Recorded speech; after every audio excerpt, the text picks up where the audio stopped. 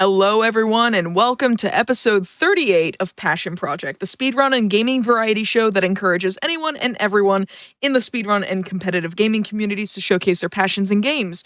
My name is Amber Cyprin. I will be your host tonight, and if you've got a passion project of your own, go to gamesdonequick.com/hotfix, scroll all the way to the bottom of the page, and click the link to submit it to the show. Whether that's grinding speedruns, learning and routing new categories, or breathing life into a game in unconventional ways, Passion Project is the best place on Twitch to show the world what you love the most in speedrunning and gaming. So before we get started with the showcase that we have planned for tonight, I do just want to remind you that GDQ's next all-women and femmes speedrunning event, Frost Fatales 2025, will be live in March. It's going to be from March 9th through the 16th, benefiting the National Women's Law Center. Visit gamesdonequick.com/frame fatales for more information on the event, or use the !FF in Twitch chat to check out that schedule. And if you'd like to support GDQ Hotfix, you can check out the 2024 Season 4 shirt at theyeti.com/GDQ. It is right here on screen. It is fantastic. I love it. I have one. It is delightful, and it even has all the show logos from Season 4 along with Coop in like this really cool control room design. So, that being said, tonight on Passion Project, I am joined by the incredible Jaxler as we run through the original Legacy of Kain Soul Reaver, doing all the things in it for the 100% category. And after that, Jaxler will also be showing off the 90% category for the recently released HD remaster of Soul Reaver 2. So you don't want to miss that. The Legacy of Kain is a series, is a 6 series of games. So if you've never seen them before, you're in for a treat. So thank you so much for joining me tonight, Jaxler. How are you doing? Doing okay. I'm a little nervous too because we're starting off with Soul Reaver Hundo, which is, I would argue, probably the hardest category in the game. It's just 2 hours of like glitches, movement, nonsense. So I'm really excited to show it off too, but nervous because it's tough. But yeah, like Amber mentioned, this is the original release of the game. I just generally prefer to speedrun the game on this version. We'll talk about this as well when we get into Soul Reaver 2, but a lot of things kind of stayed the same under the hood between Soul Reaver 1, or like original, and the remaster. But one of the glitches that I love the most in this game did not make it, unfortunately. So that's kind of why I like running OG. But yeah, I think we're good to just go ahead and hop in because we got a bit of a cutscene at the start. So if we're cool to go, then I'll start the countdown. Yeah, by all means, count us in. All right, let's get started in 3, 2, 1, go. All right, welcome to Soul Reaver, everybody. So, to explain what 100% means in this game, because there's no, like, percentage counter, what we need to do is get all 15 health upgrade pieces, all 6, I think, Eldritch Energy upgrades, every warp gate, every boss needs to be taken care of, and then there's a couple of other things we need to pick up along the way. So suffice to say, there's a lot that we have to do kind of going into this game. All right, so I mentioned as well that we're playing on the OG version. We're also specifically playing on the PC version. It just happens to be the fastest because we don't have to worry about PS1 or Dreamcast loading times. So those are the other 2 platforms this game came out on. And yeah, so one of the biggest differences between the OG and the remaster is the ability to skip cutscenes, which has pretty big implications. Like, obviously, like, getting to skip a cutscene means you save a boatload of time, right? But in this game, you don't have that luxury. So a lot of the skips and sort of glitches that we've been routing into, not only, like, any percent in all bosses, but 100%, have been to, like, skip cutscenes and cut a ton of downtime. So it kind of is a little bit heavy in the early game here, but once we get going, it's just like trick after trick after trick after trick after trick. So we're going to get introduced to Raziel here and his base mechanics. We're going to be able to, walk around and do single jumps and stuff like that. Jumping is going to be the fastest form of movement that I have at the start, just because you're a little faster mid-air than you are on the ground. So we're going to go ahead and start jumping, and you're going to see me make a bunch of little micro adjustments throughout the way. Movement in this game is kind of funky. The way I kind of describe it in both this game and especially Soul Reaver 2 is it's kind of like if you try to like turn around quickly, it's kind of like you move in arcs or like circular arcs, right? And so Okay, so this is one of the warp gates. We need to activate all of these as part of 100%, but we can also use them to fast travel, which is going to be really nice for later. And then up here, we're going to get introduced to the fact that we are no longer a vampire, we are a Reaver of souls. That means we have to feast on souls as kind of our HP bar.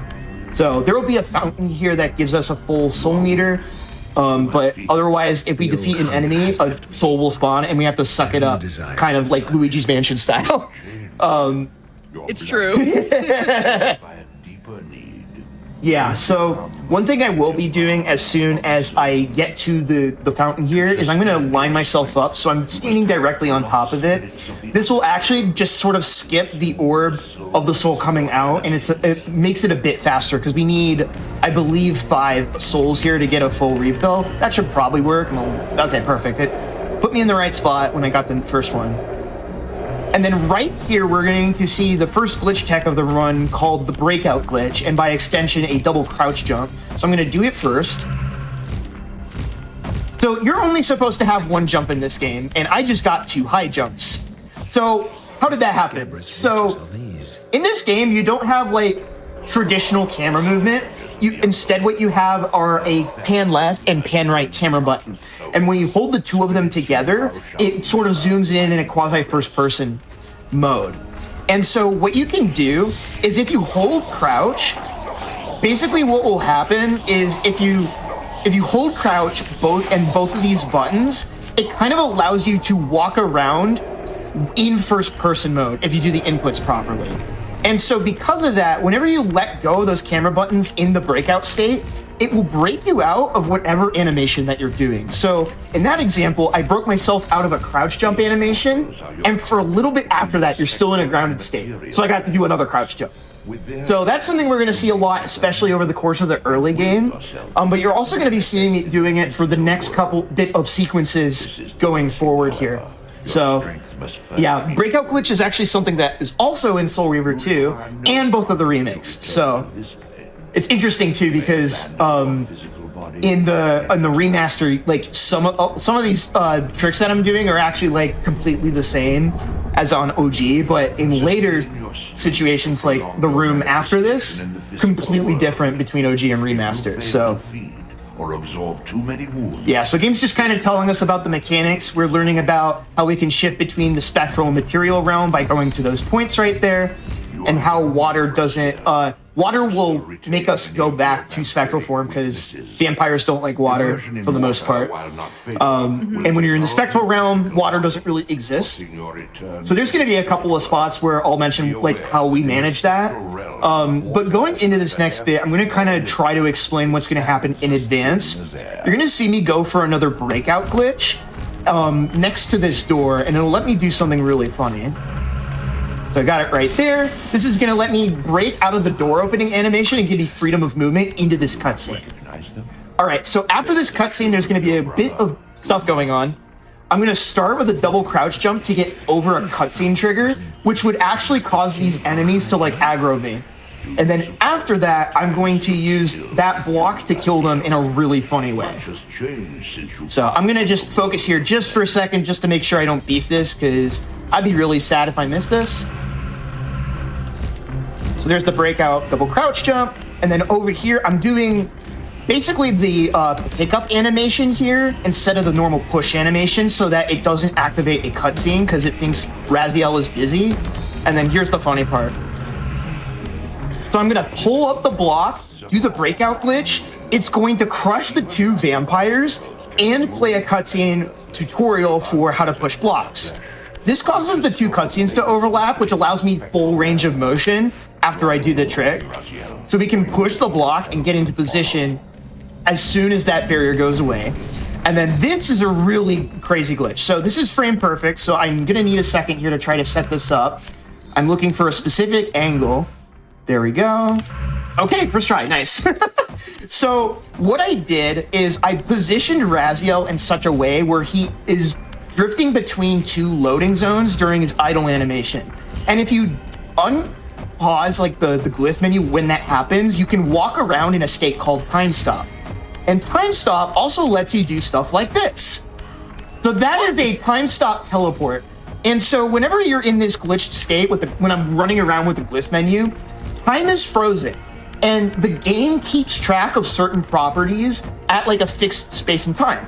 So what I did is I tricked the game into thinking that I was still standing next to that block we pushed. And so because I'm in a state where it thinks I'm able to push a block, my contextual menu or my contextual input buttons do different things. So in that case, it lets me remote do a pickup or pull up animation. And because the block is deloaded, it snaps us to a position out of bounds, which I can jump cancel out of to get through the wall. The whole reason we did that is to skip about a 2-minute cutscene. So yeah, that's one thing you don't have to do in the remaster because you can just skip the cutscene and save the 2 minutes that way. All right, here's a much easier cutscene skip to explain. You just jump over it. I might have made that look easy, and that's because it is. You literally just crouch jump over it. They made it too small, and they kept that in the remake too, which I really appreciate. Oh, I love it. So I'm gonna do another breakout glitch. Again, this just allows me to avoid the door push pull animation and give me a little more movement. Just lets me get through each of those doors a bit faster. And then we're gonna do a fight skip right here. So I'm going to go ahead and get the breakout glitch right here. I think that's enough. Nice. So we go up and out of bounds and then back inbounds. You're gonna notice like the world deloads for a sec and then we're good. So this game is built in a bunch of different chunks. And when you cross over like the barriers between different chunks, it'll cause the next area to load in. So it looked like the whole world disappeared. So what I had to do is go back and re-enter the trigger normally once I was done being out of bounds. So that way I can actually like go through this door and continue with the game. That's like a minor example of where that becomes important, but it's going to be really critical in a little bit. And this door glitch is really funny because with the iron bars doors, you just walk right through them once you start. And then I'll do a breakout double crouch jump right here to get to this lever a little faster. There's like a spiral staircase around the side of this tunnel, but I can just ignore it completely. We will be coming back here later for a bunch of stuff, but we are going to ignore that for now and continue making our way over here. So you're gonna notice that like as I'm in the material realm, I lose HP over time, at least for right now. So I'm gonna go ahead and dematerialize so I can refill my HP. And then we're going to do a set of breakout jumps to reach this platform. And this allows us to go up and over and skip the door, which we can't open while in the spectral realm. Being in the spectral realm also prevents another cutscene from loading. Another cutscene skip right there by jumping on over the top of it. And now we can rematerialize. So certain cutscenes just will not play when you are in the spectral realm. And one of them we were able to skip by just dematerializing during that section. So, Amber, I hope you're not completely overwhelmed right now, but... No, I'm actually following this a lot better than one might think. All right, there we go. So, I actually bypassed a warp gate on the way here. There's another warp gate you can get in what's called Razelheim, I think, which is kind of like the clan territory of Raziel back from when he was a vampire. But we're going to get that later because of the way that the overworld is kind of set up. So we're going to dematerialize here because we're going to be landing in what would be water later. And it's faster to just dematerialize now than to take like the damage animation from falling into water. So we just skipped a bunch of puzzles by just double crouch jumping up to this section. And I'm going to do a bit of a platforming skip right here. You can kind of see the intended path over there. I'm just going to do some breakout glitches. And now we're going to get out of bounds. Jump over this wall, and then we'll land right about here. Nice. And then we reload that level geometry by going past the trigger. And so where we are right now is the Force Glyph Shrine, which you are not supposed to be able to get access to after the first boss named Melchiah. But by getting over here, we can get this Force Glyph early, and it's going to be a very powerful thing to have. It's like the weakest glyph spell in the game, but for speedrunning, it's completely busted. So... All right, so after this, I'm going to be lining up for a cutscene skip. It's pretty tricky, so if you don't get it, whatever. What I'm going to attempt to do is pause on the frame that I pick up the Force Glyph, which puts it in my like inventory and lets me save and quit away, but I don't have to watch the collection cutscene afterwards. So give me just 1 second here, and we'll see if I get it. If not, it's no big deal. It's like 20 seconds. Got it. Nice. Nice. Awesome, awesome, awesome. Alrighty, so now that we have the Force Glyph, we're gonna go back and take on Melchiah. So each of the different of like Raziel's vampire brothers, when you defeat them, give you a special ability. It's kind of like a Zelda game in that sense. Melchiah's allows you to phase through like metal grates in the spectral realm, which we want right away because it's gonna give us access to a lot of stuff later. So we're gonna go ahead and do another breakout glitch, and then I'm not gonna explain how this is happening, but enjoy. We're flying now. All right, and we're also hyperspeed as well. Oh yeah. So this is all thanks to an animation cancel I did with the breakout glitch, where when I cast the Force Glyph animation, the animation, like the way it's programmed, it speeds up like all of Raziel's animations for a little bit. Oh, we're out of bounds, by the way. And it lets you do stuff like this. All right, I'm gonna go for the hard version. Nice. So this is basically, imagine like we're playing a Zelda game and we just like skipped all of Kokiri, like the inside the Great Deku Tree. That was actually really clean. All right, so during this cutscene, I'm gonna try to attempt to explain how that flight glitch works. So when you cast the Force Glyph spell, I think I was trying to mention it, your animation speed globally is just a lot higher because you like spin up and then you go wah and you cast the spell, right? If you interrupt that spell cast with the breakout glitch, you maintain that like sped up animation state. So this speeds up your like jump, like it just makes everything go faster, including like falling, for example. Like you'll like drop like a brick if you fall off a ledge doing that. And so when you're in that state, if you crouch jump, then press space again to glide, and then do what's called a glide input, where there's like a mechanic where you can hold a button to just hover in place. If you do that at the right timing, the animation for where like the glide gets messed up and it accelerates you upwards instead of downwards. That's essentially what's happening with the flight glitch. I don't know if any of that made sense, but I can promise I wasn't lying to you. It reminds me a little bit of a glitch in Sonic 2, actually, in Oil Ocean Zone, where we do some nonsense with the like round checkerboard like ball cannons, and like get Sonic to drop like a rock, and he has a lot faster momentum because of it. Yeah. So like, if anyone has ever seen a Sonic 2 speedrun that's glitched like that and has seen Oil Ocean Act 2, I believe, then they'd be kind of familiar with a similar sort of glitch. With the idea of like making it so that your momentum is changed to hello. Where did he go? Okay, now he's coming, I think I'm getting Melchiah trolled live on twitch.television. Oh yeah, we definitely are. Oh, he's already here too. What a jerk. All right, so normally I have a manip that I do for that first bit of this fight, but Melchiah acted really strangely for some reason. I'm gonna manip him a little bit for us, so that's a little unfortunate that happened, but whenever you're ready, buddy.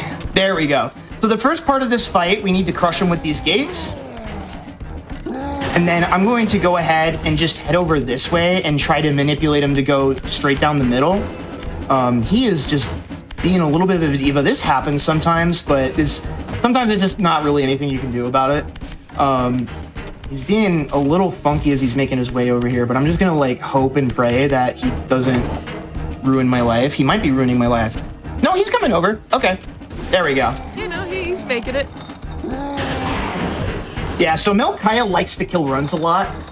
So I've definitely had worse, but that was a little rude. For this last bit, all we need to do is just lure him into the center of the arena right here. Hopefully he decides to be nice. Thank you. One really cool detail I like about the bosses in this game is that they all like foreshadow their abilities in some way. So like Melchiah actually uses the phase, like phasing through walls stuff that you unlock after you defeat him. It's pretty neat. All right. He makes himself known when he sees blood and gore warning. He's about to get mixed squished like a boss. And yeah, this series does not necessarily. It's a series that stars a bunch of vampires. Yeah. What are you going to expect? Unleashed. Alrighty, and then we're gonna get the soul here, and this is gonna be a pretty common thing where we're gonna get something that we need, and then we're just gonna save, quit, and reload, which is always gonna put us back at the bottom of the abyss, which puts us right next to a warp gate. So, boom. Do. And then I'm gonna try to see how fast I can get this menu. The menuing's really quick in this game if you're good. But a weird thing is that even if you rebind your movement keys, it only lets you do it with the arrow keys for some reason. So I have to like do it right-handed, which is like really weird for me. Yeah, as a controller baby, menuing with anything other than my left hand does not feel right. It's just wrong. It's incorrect. You know, it's like. I agree. You shall. Alrighty. Also, for folks at home, if you've never played the Legacy of Kain series, it is very lore heavy. It is very story driven, very voice act driven. Definitely give these games a shot. We're skipping a ton of the cutscenes because, of course, you're going to in a speedrun whenever possible. But like, it's an excellent story series. Like, if you like, you know, adventure puzzle games with like a lot of lore and good voice acting, this is where you're gonna find it. Okay, so we're gonna go take on Duma next. So Duma is normally the last boss that you face before you head towards the end game. But we really want to take care of him now because after we defeat Kain, we want to go straight to Rahab, and there's a heart piece that you can only really get if you have Duma's Constrict ability that you get when you defeat him. Yeah, no, the flight... Whee! Yeah, it should be noted as well that the flying animation is just like way faster than your normal like grounded movement speed. So I'm going to go ahead and fly my way over to the Dumahim warp. And I'm doing something here called wing smashing as well. I don't know if that's actually the name of it. I just like ripping off names of speed tech from other games. But if you repress the glide button after you've initiated a flight, it lets you like stack momentum. And so it lets you go even faster than like the default fly speed, but it comes at the sacrifice of height most of the time. All right, so we're gonna go over here and I'm gonna be going for a relatively new glitch that I actually discovered called Fly Stop, which is going to combine the effects of time stop with the ability to fly, which normally are mutually exclusive, and I'll explain why a bit later. So I'm looking for a very specific spot right here. I already got it.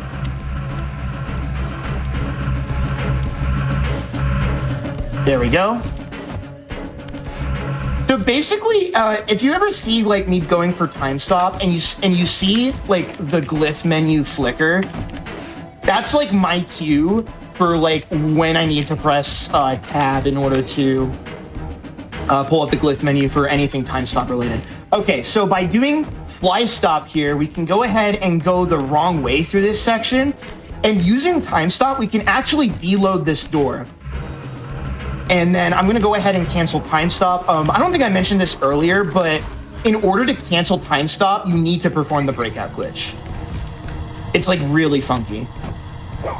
All right, sometimes, oh, I did not jump there. That's a lie, game. Sometimes Raziel doesn't know what a lever is. There we go. Okay, so I promised I was going to talk a bit about Fly Stop. So the reason why Fly Stop is like such a game changer for this run is because Time Stop and the flight glitch used to be mutually exclusive. So there's a couple of things that cancel flight in this game, and the easiest way by far is just opening the glyph menu. Just cancels your speed up animation glitch, right? The other thing is when you're in Time Stop, you can't cast any spells. So you, like, either way you can go, you aren't really able to, like, use flight traditionally with Time Stop. Oh, I hit a edge there? That's mean. So the way we worked around it is that there's actually two steps to activating the flight glitch. There's a priming phase and an activation phase. You'll notice that every time I do the flight glitch, I take a step forward and then press tab. That's gonna open the glyph menu and cause Raziel to start spinning. Like that. So it's basically the flight glitch is in two steps, right? And so what we discovered is that you can prime the flight glitch, activate Time Stop, and then do the flight glitch, which allows you to like fly around in Time Stop. So this will be an example of where the animation speed up glitch is really nice for falling. Yeah, we just drop like a rock, just like that. And then I'm going to use the flight glitch right here to go over this gate and skip this puzzle. So this will just unlock the door to Duma. And for those who have played this game, we have just skipped a boatload of this area. There's like so many different puzzles in this area. It's kind of a fun section for me casually, but no thank you. All right. So right here, this is so weird. We jump over a cutscene trigger, and it's a one-sided cutscene trigger, which I have not seen in any other video game ever. So we can jump over it by first doing the breakout glitch on the door, and then doing a double crouch jump afterwards. And once we start luring Duma for the next fight, we can just walk back through it without worrying about triggering it. It's so weird. Like, normally cutscene triggers are like a box. So it's like, you touch the box, it activates the cutscene. But no, apparently not. Yeah. So this is Duma. This is the fight that, boss fight-wise, that probably has the biggest potential to ruin my life other than Melkaya. This is also why we like to do him early if possible. And so the way that he works is we need to lure him back to that room where we set the fire on and like burn that vampire alive or dead or something. I don't know. This joke sucks. But so my goal is to lure Duma over there with as minimal slowdowns as possible. There's a lot of stuff he likes to do, like slow walking, and then if you're too far away, he'll do like a doom pistol and like slam the ground, and we really don't want him to do that. So what I'm doing is I'm doing very specific movement patterns so that I am just close enough to get him to fast walk, but not too far away. So I got the camera unstuck, so we're in a pretty good rhythm. And if you ever start slow walking like that, I also start slow walking because it makes it, I went for a preemptive jump there because I thought I was getting ulted.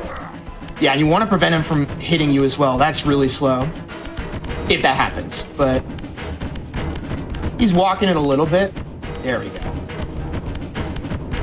Once you get him into a rhythm, oh, he wanted to stop for a second. I see you. So if I get too close to him, it will actually force a slow walk. And that can make it really easy to accidentally trigger the fist attack of Doom. This has been going really well so far. Yeah, once you get to this tunnel, you're pretty much good. Nice. Yeah, he wants to be really rude, but I'm handling it really well, which is the great thing. Yeah.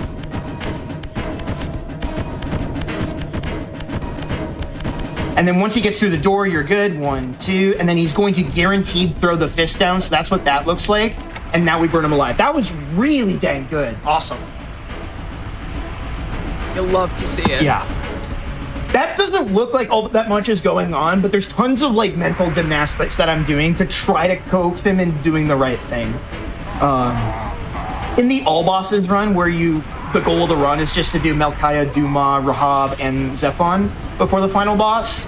Like, you do him at the end of the run, and it's really like, it's really nerve-wracking having like a good pace, and then Duma just awaits.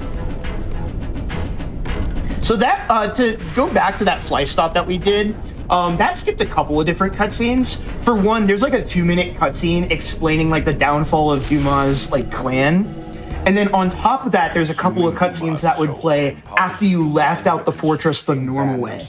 So that's actually something that's Hundo exclusive for right now, because we need to get a heart piece in here before we leave, and we don't actually like need to go out of Duma's thing because of save and quit. So we're gonna be going for flight glitch again, and we're gonna get the heart piece here in a really funny way. So I hope you like high-speed flight, because this is like one of the funnier ones. Okay, if it'll give me the flight glitch, thank you. Whee! Oh, this is never not entertaining. Yeah.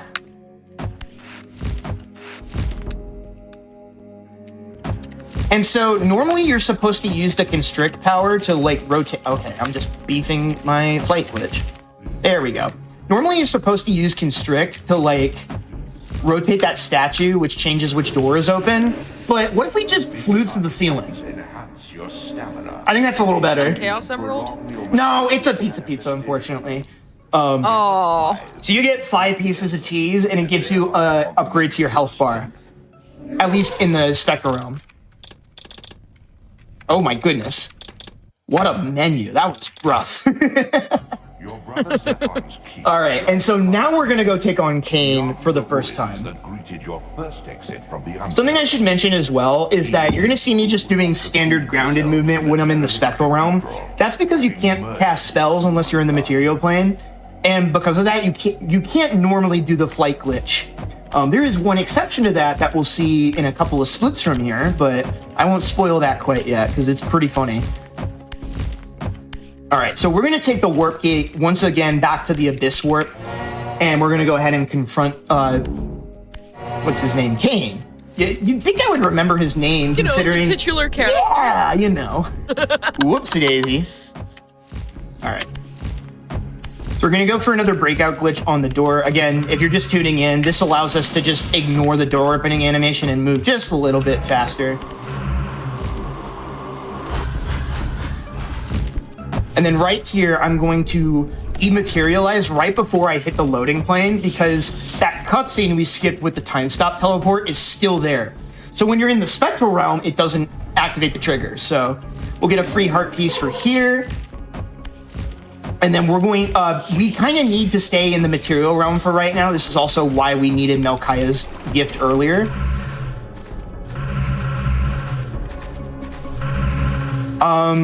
That's... Get a legacy of, Okay.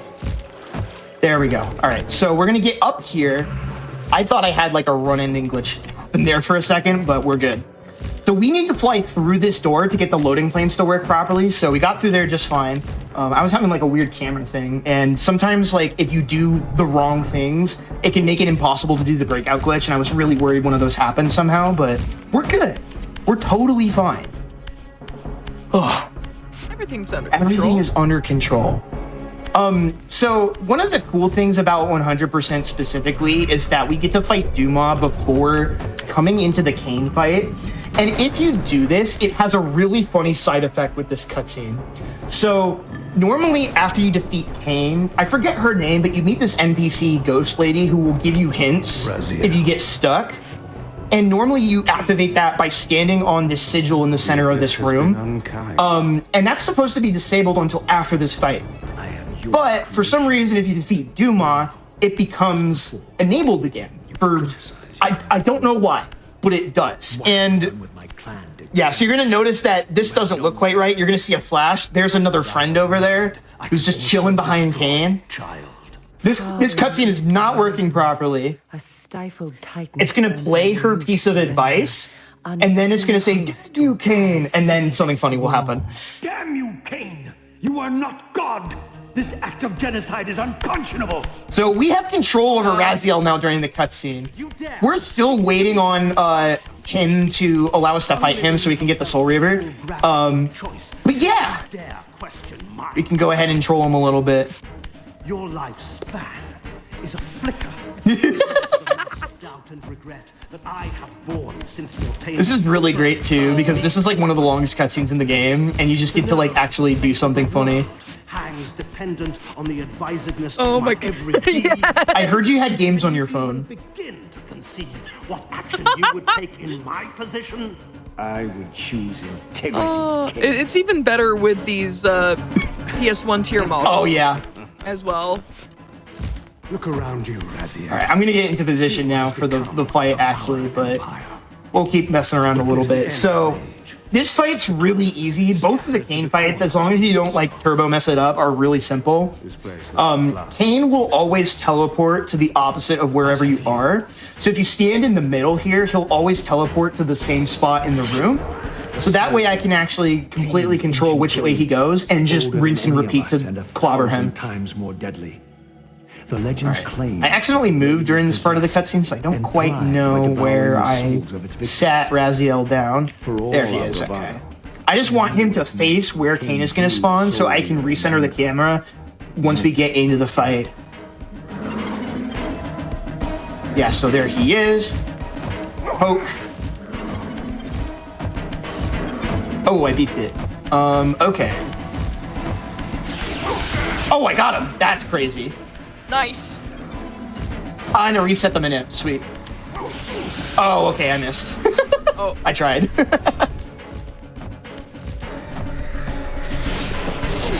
Oh, you jerk.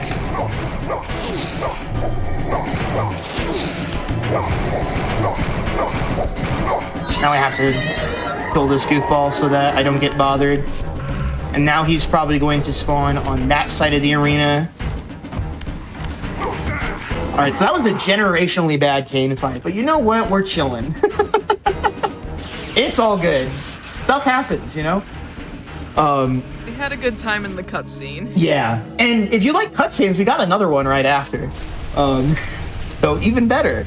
But yeah, Amber, I don't know if you have any questions or like anything you wanted to bring up, like, I don't know, plug-wise or just anything like that, but how you doing? Yeah. While we're still in this cutscene, I'm having a great time. This has been very entertaining, and I just want to let y'all know that you can join the official GDQ Discord and add the hotfix role to yourself, and that's where you can keep tabs on upcoming events. You can talk with the staff and, you know, do some more stuff. Use ! Discord and Twitch chat for more information, and also you should tune into Speedruns 2025 from February 27th through March 2nd. That's benefiting doctors of the world. Use ! Speedruns in chat to learn more.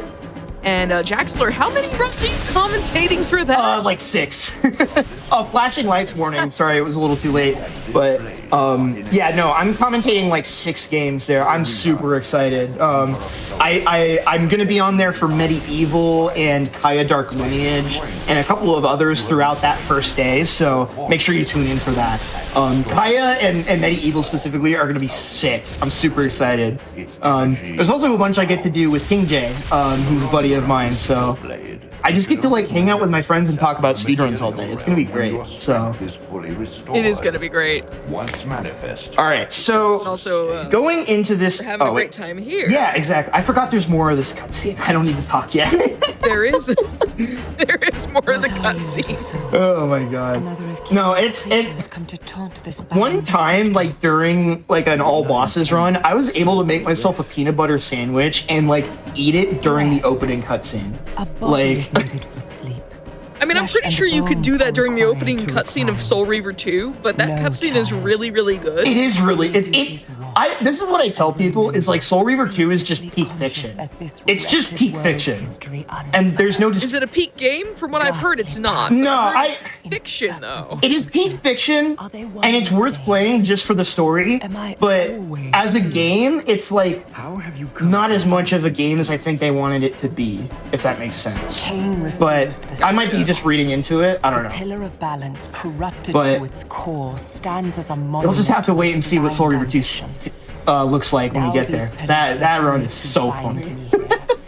If I recall, can you switch between graphics in that remaster? You can. There's literally a hotkey for it, and you can do it like instantly, like rapidly. It's really impressive that they like got it to work like that. Yeah, there's a similar thing, I think, in Tomb Raider. Yeah. Well, I believe it was made by the remasters were made by the same team that have been doing the. Yeah, so that's probably where they got the ability to do that from. Yeah.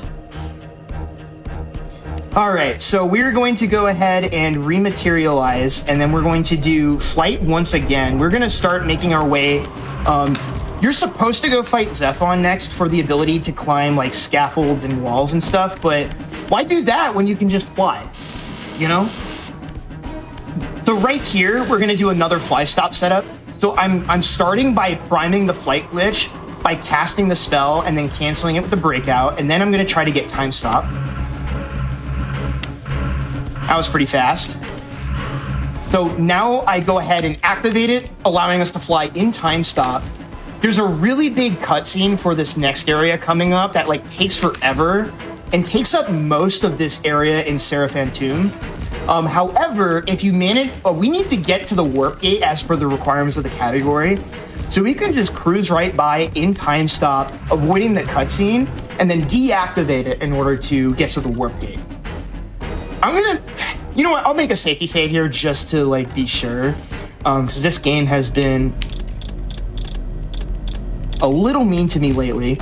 But we're gonna set up time stop once again, or fly stop once again, to try to get back out of here. and then do a pretty cool sequence break. I'm gonna move a little forward to make this a little easier. This is one of the harder setups. There we go. Oh, I had flight too, and I just didn't believe in myself. Oh, okay. So one of the things that can cancel your flight glitch is if you are in the running. There we go. Nice. So we just skipped the entire Seraphan Tomb section just like that. Nice. Okay. Whew. That segment can sometimes like crash on you if you don't do it right. So that's why I made the safety save. So there's like a huge 2-minute long cutscene that's in front of the Seraphan Tomb there. And there's a little gap in that fence that's supposed to be like a one-way exit out of there. And so we can just slip like right through and then make our way down to this door. And the trigger for this fight is close enough that we can just hit it and make our way towards telekinesis. All right, so this fight, if I do it right, he vaporizes because I have the Soul Reaver. If I don't, he's going to be really rude and annoying about it. So I'm going to be a little bit quiet here while I try to take him down, and then we'll get telekinesis after. And there will be another like minor flashing lights warning from when I get the power up to a little bit after that. So just as a heads up if you need that. Oh, he hit me. All right, let's see if I can recover this.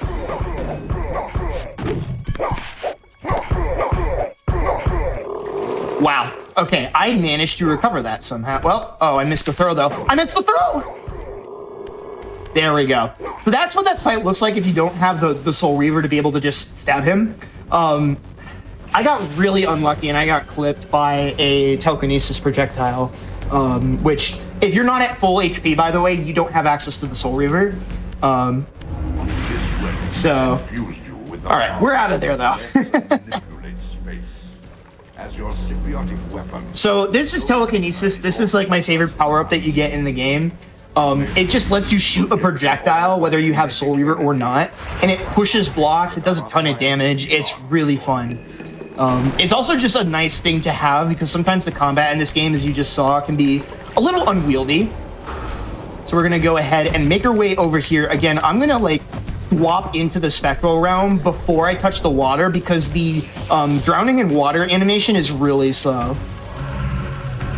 So we're gonna do a double crouch jump. I hit the slope, so he fell down, of course. And then we're going to rematerialize and skip the puzzle. A lot of the puzzles in this game involve moving between the spectral and material realms because platforms will change in size and scale. So a lot of times we'll just fly over it and skip like entire rooms because of it. And then we need to re-swap back so we can go into spectral form. And then I have to do 2 sets of breakout jumps in order to get past this puzzle. And you have to do that one pretty quickly or else those enemies start harassing you. Okay, I got up there just fine. You really don't want to take damage there because it's really slow to back it up. And so I mentioned earlier that normally you can't get the ability to fly while you're in the spectral realm. However, there is one exception, and it comes in the form of the spectral flight glitch. So what I'm going to do is I'm going to prime the flight glitch and then fall into the water to force a dematerialization. From here, now I can activate it inside the spectral realm, which is pretty ridiculous. And the big reason we want to do that here is because there's normally this Eldritch Energy upgrade that you can only get after you defeat Rahab and swim up to it. Wow, that was a really fast grab. It has a tiny hitbox, so that was pretty sweet. As long as this segment goes well, we are probably like destroying my gold here because I have spent upwards of like 30 seconds just trying to pick that thing up. Okay, I cut my height a little too early, so there we go. And now we're back where we need to be. Sweet. Okay. So that's kind of a trick that if you mess up and lose your super speed, you kind of have to give up on it and come back later because you can't really quickly reset your super speed glitch and flight glitch once you kind of mess it up. So glad we got that first try and so quickly. That's probably the cleanest I've ever gotten that too. So we take those. So you love to see it. All right, we're the Rahab warp right now. Again, we need to activate every warp gate per the rules of the category. We're gonna do flight glitch again, and we're gonna do something kind of funny where whenever you are in the speed up glitch state and you open a door, it'll maintain it going into that next load zone, even though you're technically in that like walking animation. So this allows me to avoid some spots where I'd normally have to like reset the flight glitch for faster movement. And so we're gonna open that door right there, and we're gonna set up another flight stop. There's normally a cutscene where we get introduced to this like the sunken cathedral area. First try. Nicely done. Okay. And I'm going to play this a little bit safe so that I can get... There we go. And so we're gonna get some height and then wing smash to get over here. And then if we cancel time stop, if we can cancel time stop early by pressing the glyph menu button and then activating this cutscene with the action button. So I don't have to cancel it the normal way, and it just kind of avoids the cutscene outright. So that's like another 30 seconds of cutscene that you don't have to watch. You're welcome. And now we're already at the end of Rahab's area, so we can just head straight to the boss. That's one of the funny things about a lot of the fight stuff in this game, is that they kind of built a lot of areas to circle around on themselves, and because Raziel is supposed to be limited in his vertical mobility, it really kind of like it's really easy to break the level design in this game as a result. All right, and so we're gonna do Rahab next. So we're already at 3 of the 4 bosses.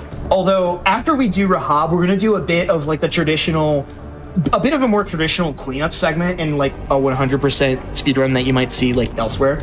We're gonna take care of Rahab, and then there's a ton of stuff that we need elsewhere in the Drowned Abbey.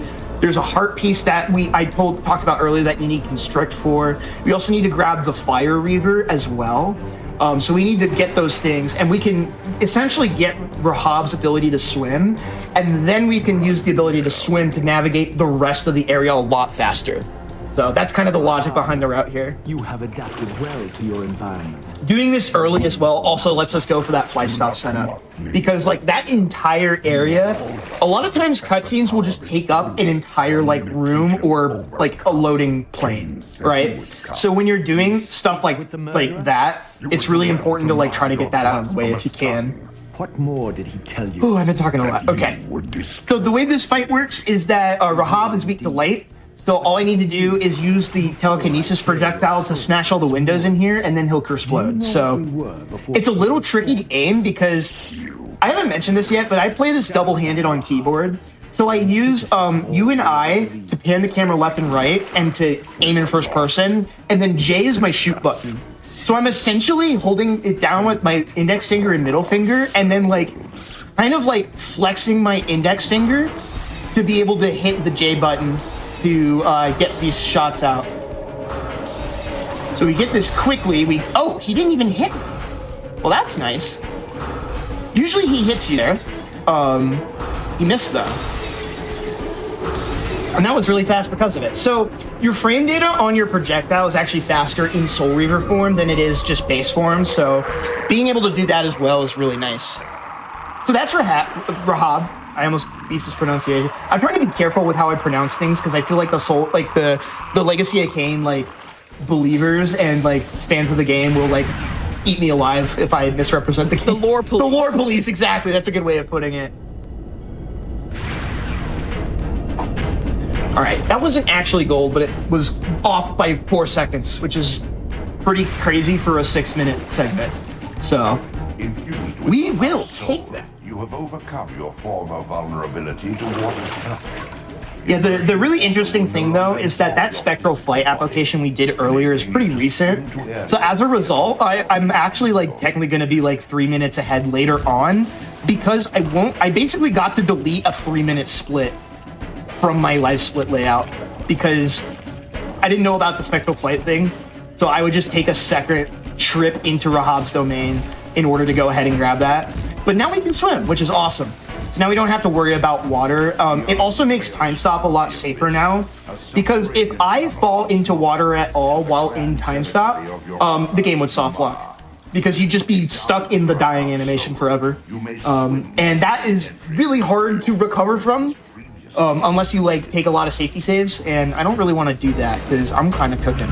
So We're gonna go ahead and do some flight. We're gonna go start. We're gonna start by. I'm gonna go ahead and yoink that guy. We're gonna go ahead and make our way to. Got him. Nice.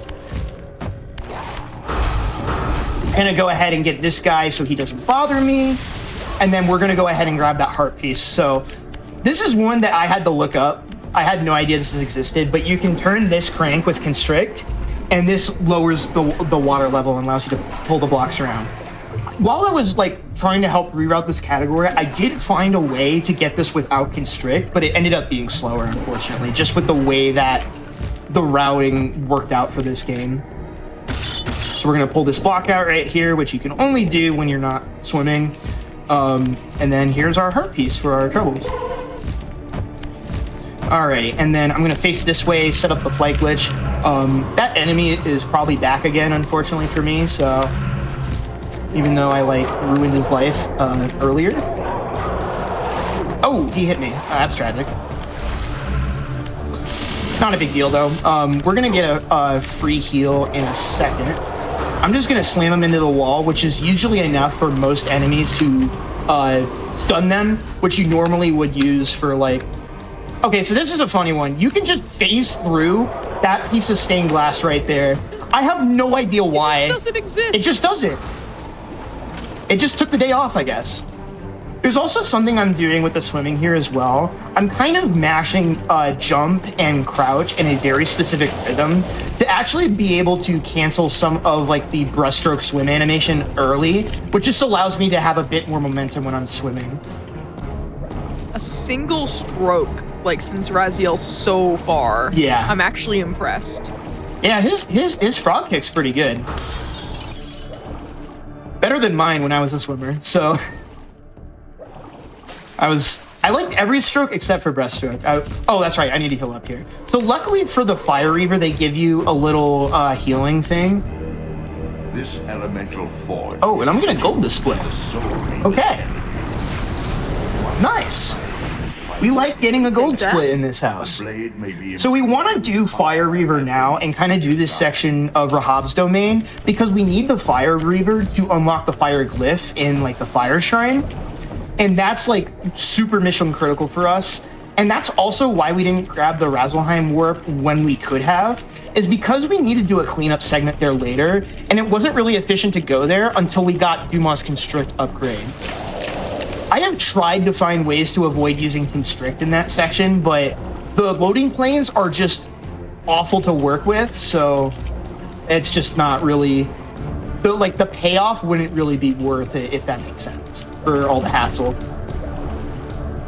We're just going to swim our way over to the Fire Shrine now, and then once we get out of the Fire Shrine, this pool of water we actually passed by earlier when we ran through here the first time. The more I think about it as I've been watching this run, and it could just be the way this run makes this game look. Would you consider this a 3D Metroidvania? Oh, I definitely would. Absolutely. And that's going to make Soul Reaver fans really mad, but I don't care.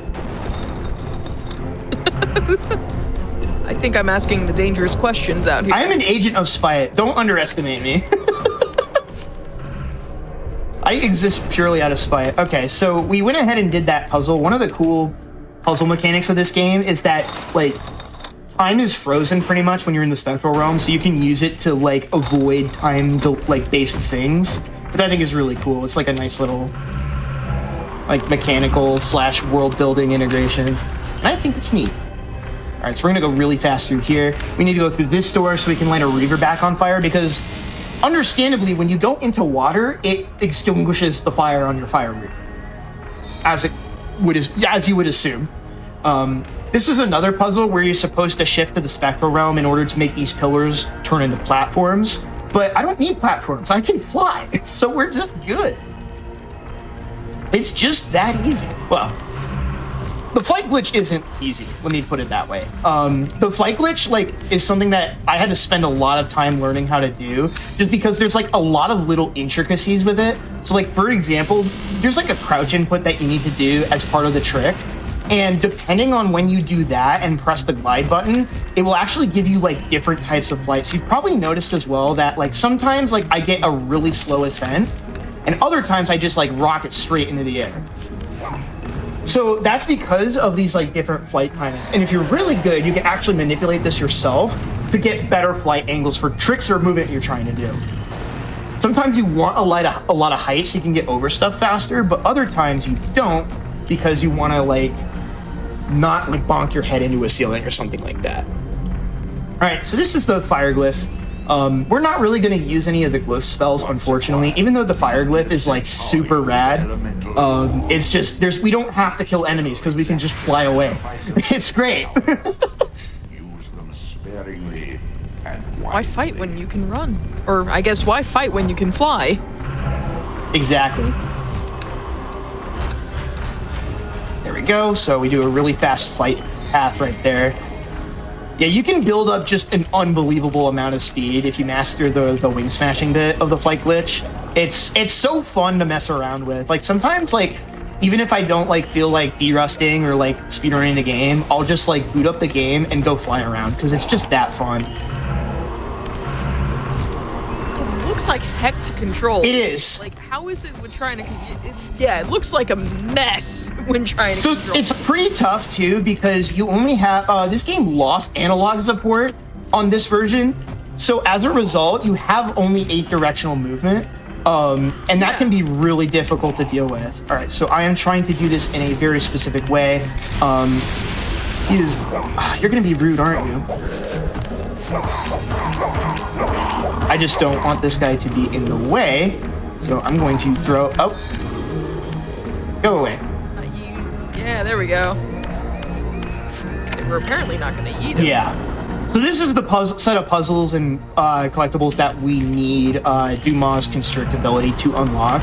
I have tried so many things to try to get these any faster, but it just hasn't come to fruition.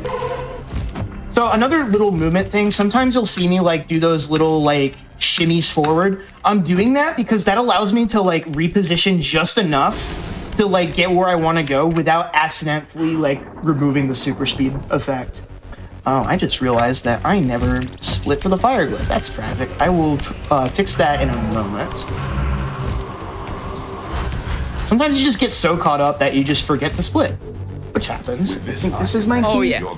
Yes, perfect. You're doing manual splits? I thought for sure this game would have an auto splitter. It does not, unfortunately. Unfortunately, this version of the game is really difficult to access anymore because it got taken off of Steam and then also on GOG, I believe. Okay, I accidentally canceled flight. Happens. I'm going to re-enable it here.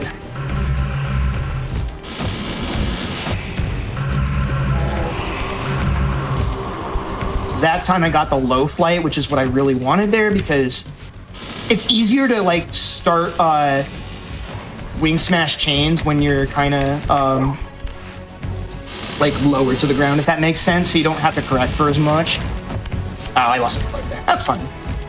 So now we're gonna grab the Razzleheim warp, and then after that, there's a heart piece that we need to grab that you normally need to do a block puzzle for. And when we skip that fight at the start of the run, it keeps those doors permanently closed. So as a result, we need to find out a unique way of getting up there. I thought for sure you were gonna say, we're gonna go grab the Razzle Dazzle. I wish. Like, when you got Razzle out of your mouth, I was like, Razzle Dazzle? There we go.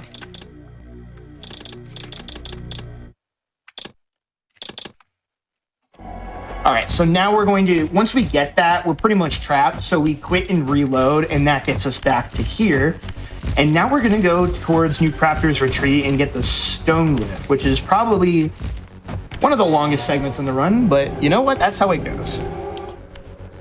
Oh yeah, by the way, if anybody has any questions about this game or the run or like anything that you need me to like slow down and actually explain, let me know in like in the Twitch chat. I'd be more than happy to answer. This game can be pretty overwhelming at times, so just feel free to let us know. Or if you just want to like talk about, wait, there we go. I need to do flight glitch here. Across the streams, I got the routes mixed up. Oh, yeah. So you have to be a little careful in this hallway because if you fly up high too quickly, you will clip through the ceiling there. So we're gonna go ahead and land in here. I actually landed right, so the heart piece and Eldritch Energy upgrades have really tiny hitboxes, so that's why I was shocked that I landed on it, because it's like like they're notoriously small. So we go ahead and... I have a question for chat. Oh yeah, go for it. Real quick. For chat, if you have played any of the Legacy of Kain games, what ones have you played? A lot of people I know have only played Soul Reavers 1 and 2 and maybe Defiance. The only one I've played is Legacy of Kain Defiance. So I'm very curious to know if anyone here has ever played either of the Blood Omen games. Now we're in New Crafter's Retreat. I think this area is actually a reference to Blood Omen 1, but I haven't played Blood Omen 1 because that game... I was about to ask you, how many of you played? Yeah. So I've played Soul Reavers 1 and 2, and Defiance is on my list, but this game took over my life, so you know how it goes. Oh, yeah. So this... Latest Jaxler hyperfixation. Yeah, latest... Yeah. So this whole area is built upon the idea that you get up to that ledge and then do this really long glide. But instead of going that way, what if we just simply flew into the air? What if we just simply did not ask?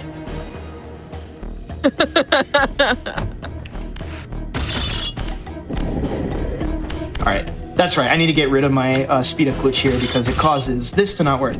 So this is one of the only block pushing puzzles that we have to do in the entire game because the appearance of this next glyph is directly tied to completing this block puzzle. So that's a little tragic. But we have some pretty cool strats that we can do to make this faster. Most notably, we get to make great use of the telekinesis projectile to push these a bit faster and more reliably. And then I got a ledge grab somewhere. Okay. Right, okay. I need to go this and this. And then we'll go this way. So there's kind of like a whole way we've kind of routed this out, which is just kind of trying to minimize like the distance between each block that you're going to. So this should go right here. And then something I'm also doing as well, which is not intended, is that if you go into first person mode, at like aim mode, and like go to like the left side of a block, you can actually hit it with the telekinesis projectile, and like it completely lets you like kind of get it unstuck from walls, which is really handy. So we will go ahead and bada bing. And it's worth noting as well, all these blocks have to be in the correct orientation for this for these to be valid. That was a space too far, tragic. There we go. And then before I forget, let's do this one. It'll let me get off of it. Thank you, game. This one's really nice. They just like left it here and it just works already. Oh, I keep overshooting my one. Tragic. Anyway, here, I said here we go. Nice. Okay, so next we're going to do this block on the left. We're getting this out of the way just so that like we avoid like extra little movement trips. So I'm gonna flip this up a couple times. Flipping the blocks is really important because it lets us rotate the pictograms here onto the right side because all of the murals need to line up properly. I think I mentioned that already. Here we go. But yeah, we're pushing blocks. There's not too much more I can really vamp about this. It's just, we're pushing blocks. Oh, you're good. There's a lot of folks going back to the question I asked chat. Some folks have played Blood Omen 1 and 2 in Defiance. One person's played just Soul Reaver 2. A lot of folks are familiar with the Soul Reaver games. Some have played the whole series. But just seeing someone really tout the Defiance story. Yeah. Saying it's a shame we never got Defiance 2. How many of you have played the multiplayer game that basically got canceled before it was fully released, Nosgoth? Oh, I heard about that. That was by the same developers behind Rocket League. What? By the way. Yeah. Okay. It was a spin-off of the series, and it was a multiplayer, like, competitive game. And there were a lot of problems with it, but it was apparently by the same developers behind Rocket League, as I found out earlier tonight from someone who I'm friends with, who's a huge Legacy of Kain fan. Enough room right there.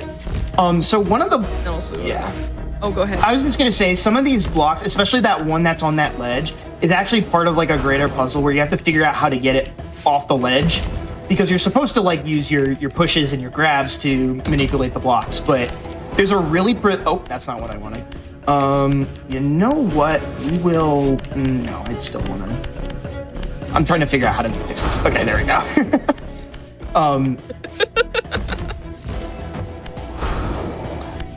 The boxes here are being a little finicky, a little bit diva. It's a little rude, but here we go. So we got to do this one right here. It's all about there. Yep, that looks right. And then we'll hop our way around, and that one's already just kind of lined up into position. Bada bing. And then we got to move this one a bit more.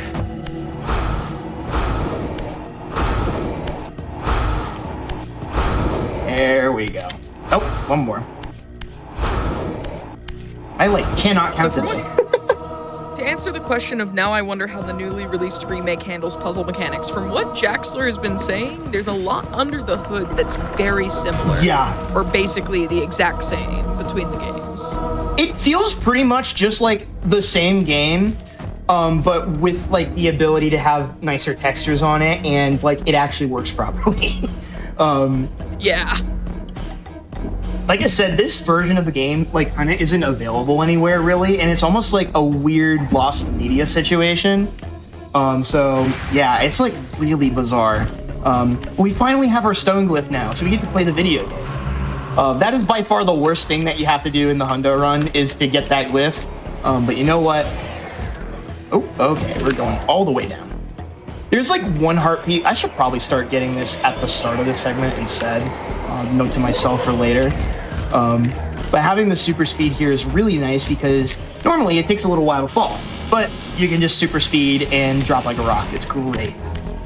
And then we're going to grab the warp that's here as well, and then warp back to Malkaya's domain so we can grab two more things. There's going to be a heart piece in an alcove that you're normally supposed to have Zephon. Zephon gives you the ability to climb up walls that have these specific markings on them, but with breakout jumps as well as whatchamacallit, the ability to fly, that really isn't something I'm all that worried about. So there we go. So Also, with us calling this a 3D Metroidvania, and you're saying you're doing it you do it out of spite. I'm out here. I'm the person who sits here and says Star Fox Adventures and Sphinx and the Cursed Mummy are my favorite traditional 3D Zeldas. Oh yeah, no, Sphinx is definitely a 3D Zelda. Like, that's inarguable. Oh yeah. Both of those games are 3D Zeldas. Like, the Rare team, like someone from the Rare team who made Star Fox Adventures was like, yeah, no, we kind of wore our OOT influence on our Switch maybe a little too much when we made Dinosaur Planet / SFA. So I've been kind of like dipping my toes into like long form YouTube content recently, and one thing I really wanted to like look at and cover is like there's a ton of games that are like Zelda games but just aren't Zelda games, like Okami, oh, yeah. like Sphinx. I almost said Fix the Adventure for the PS1, which that game sucks. Imagine like a platformer but really bad. You'll get the idea. That doesn't like really clarify it, but I refuse to clarify. I mean, before we started doing the show, or when we were in the green room today or tonight, I brought up Blazing Dragons. That was also made by Crystal Dynamics, by the way. Yeah, Crystal Dynamics has like a really impressive catalog of like games they've made. Tomb Raider, this game, Whiplash, like Gex, Enter the... Oh, right, they did Whiplash. So what's really funny too is they were working on Whiplash while they were making Soul Reaver 2 apparently, and so there's like a lot of references to Soul Reaver in Whiplash, and they even got like some of the voices from Soul Reaver. Like the guy who does the Elder Gods voice is also voicing, I think, like the the robotic, like the robot, like android owl character, who is like kind of like your guide throughout the game. It's really funny. They like poke fun at the series like the entire time. It's great. There we go. Lincoln and Doom Guy are the same person. Raziel and Samus are the same person. People have been saying this. I mean, I've had you on for Whiplash before. I can't remember if it was under the Never Before Seen show or if it was for Passion Project, but I've had you on for... Oh, it was probably for Passion Project, so I think that was the night we did Vex. Yeah. Yeah. Which, folks, if you have missed out on any of our previous Hotfix shows or events like Back to Black or when we have Speed-Ons or Frost Fatales in the future, you can check out the VODs over on youtube.com/GamesDoneQuick, and you should watch Jaxler's runs on my previous episodes, where he's run Vex and he's run Whiplash, and I think you did Neopets the Darkest Fairy for me on Never Before Seen. That was very early into my Hotfix time. Yeah, that sounds about right. That's how we met. Yeah, and then your life has been ruined ever since. No, I'm just kidding. I was gonna say, don't you dare. You have too good of a taste in video games to say it's ruined my life. Many people would not agree with me, although they just call them Jaxler games now, which I appreciate, but I also don't know how to handle that, you know? It's like, oh god. I had our producer Richard goes, this game doesn't stop at the glitches. Wow, and that was like 11 minutes into the run. I was like, yeah, no, this is definitely a very Jaxler run. Oh yeah. Oh yeah. All right, so we got the cathedral warp right there. If I can get the breakout glitch, we'll use that to get through the door again here. And now, cathedral is like inside the cathedral is probably like the single hardest segment in the game. Because of one really annoying, well, I wouldn't say it's consistent. It's just really hard. It's annoying because it's hard. How does that sound? But before we do that, we need to go grab the sound glyph, which is also located here. A lot of these things, like with the way this game is routed, is like you're supposed to like come back and find some of this stuff. But because we got so many of like the boss power-ups early, it lets us just like completely avoid a lot of the backtracking. So there's really only like 1 or 2 segments where we're really gonna like go out of our way to go back somewhere. I don't know why that particle effect is lingering. That's funny. Through the door, please. Thank you, Raziel. All right, so there's gonna be a little bit of a cutscene here, and usually what I try to do is either do a breakout or have the speed up glitch so I can like turn around and face where I want to go for the next flight path, but Raziel was rude, so no such cases. Yeah, I've seen him fail to go through doors and fail to pull levers multiple times today, so... He has a habit of being very persnickety, is what I like to call it. All right, I have to be pretty fast here so the guy doesn't hit me. Okay, he still hit me, but that's fine because I didn't lose super speed. At least he did it after you opened the path. Yeah, exactly. And we're gonna be going ghost, as I like to call it anyway, right here. So it's no big deal. The only annoying thing is I'm gonna have to refuel here. Oh, I really wanted that earlier. Okay, we're good. Those enemies, as you saw, like kind of earlier with the Kain 1 fight, are really persnickety again. Okay, so we're gonna like break this puzzle in a really funny way. You're supposed to like go in and out of the spectral realm to find a way to get this like club thing here up to the top of this bell, which like activates the magic and gives you the glyph spell, right? But you can just fly up here. Lightning rod from Minecraft. Yeah. Oh, there we go. Okay. You call it a club thing, and I'm just sitting here. I was like, that just looks like a Minecraft lightning rod. You know what? You're kind of right.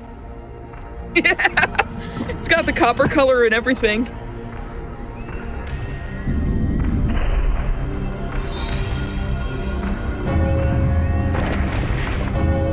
All right. So we got another bit of a cutscene here, so I guess while we're here, I just kind of want to shout out like the whole Soul Reaver speedrunning, or just the whole Legacy of Kain series speedrunning community. They've been really great about handling like the leaderboards for the remaster, as well as just like providing resources. I want to like start working on a like tutorial for some of the stuff in this game, but that was one of the things I mentioned earlier with like why I run this version and not the remaster really. And that's because this flight glitch did not make it into the remaster for whatever reason. I don't know why, but like certain things with the glide mechanics change. So unfortunately you can't do the funny flight glitch in that game. With one exception, there is one place you can trigger it. It actually later in Zephon's domain, which is pretty funny. I'll try to bring that up when I get there, but I will probably forget because this game is hard and I probably need to concentrate. There we go, okay. So you can just do a high jump to get here, but I'm gonna do a breakout glitch double jump just for safety because in my PB, I like completely beefed getting up there and it took me like 10 centuries emotionally to get there. It only like cost me like a minute, but like emotionally, it felt like my entire life went by. 10 centuries emotionally. Yeah, have you never heard of emotional time save and an emotional time loss? Like, oh my goodness. I love using that for. I've never heard of such a thing. I love using that phrase too for things that only like save like a second, but emotionally it saves like 30. You all know that kind of feeling where it's just like, oh, that was a nice grab. Okay. So a lot of times in these close quarters, there will be these slopes that will cause you to like drop down and cancel the flight. So a lot of the movement in Zephon's domain is really, really tricky. So we're gonna fly up here. So this skips like the wind bellows puzzle. The trigger is just always there. So we just to like get into the cutscene and the game takes us the rest of the way up. And now we're coming up on probably the trick I am the most scared for. This is the Zephon telestab. And I would argue it's probably the hardest glitch in any of the categories. You could maybe argue with the sequence to get Kain and any percent unrestricted. But to explain to you what I'm trying to do, I am trying to, okay, first of all, I'm trying not to lose my Soul Reaver, so I'm gonna go ahead and Kersplode him real quick. So I'm gonna do a breakout glitch on the door. This is really important because it lets me nail both of these guys with the projectile, and I'm gonna kill this guy right here, if it'll let me. Okay. And now we're gonna try to lure this one over to the other side of this cage. This cage over here requires you to do a really long block puzzle. All right, so I let him attack me there, and hopefully if I did that right, it will let me keep him paused and locked down behind that gate over there. We'll know in a moment if it worked. I think we're good. Okay, so now I need to get time stop off of a really annoying seam in the geometry here. This is really tricky to line up, so give me a second. That looks good.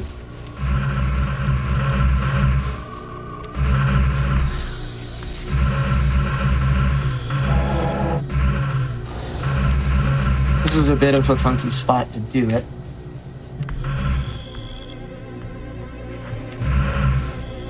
Come on, man. There we go. Okay, sweet. Nice. So now we're gonna do something called a telestab. I'm going to unglyph, reglyph right next to him, and then if everything goes well, boom. We get warped inside the cage. Nice, okay, nice. We got that pretty quick. Wow. That's really hard. Oh my God, okay. We can calm down now just a little bit. Come back to Earth, except if you're named Graziel, no, you need to keep flying. Fly glitching. Exactly. So that does something called a telestab. So the way that works, essentially, is that, again, whenever you're, like, standing next to something that, like, changes, like, your contextual button inputs, like, trying to stab an enemy to finish them off. Please let me fly. I'm really scared. Okay, there we go. We'll take that. So basically, whenever the game changes your contextual inputs, if you're in time stop, it will remember what those contextual inputs are. And because I'm next to that enemy, it will remember that I'm like next to an enemy, right? So it'll try to allow me to do the stab attack if I press the J button. So because of that, if we are doing it in time stop and are far enough away from the enemy, it will teleport us to them in an attempt to get us to do the stab. So I position the enemy just right so that when the stab goes off, it puts me inside of the glass dome instead. That's essentially how that one worked. Hole one? Ah, never lucky. Okay. So there's a huge portion of this area that takes forever to get through, and I'm gonna skip all of it by flying up this tunnel. Those who know this game know like how annoying it can be to go through Zephon's domain. Okay, that was a pretty solid movement too. Okay, we're cooking. That, like I said, that Zephon split, not just because of the telestab I have to do there, but that movement is probably some of the hardest movement in the game. It's also a really difficult split in all bosses for that same reason. But now I can chill a little bit because we have a cutscene here with Zephon, and the fight's also not too bad as long as I'm not dumb. Zephon, Oh my goodness. your visage becomes you. And breathe a little bit. Chat, remember to breathe. Of your soul. Make sure to grab some water as well. Water is like really good for you, I've been told. It's true. I've heard that about it. And chat, while you're at it, did you know that your subs, your Prime Gaming subs, those gift subs, and your bits cheered on the GDQ Twitch channel do help support Games Done Quick Hotfix.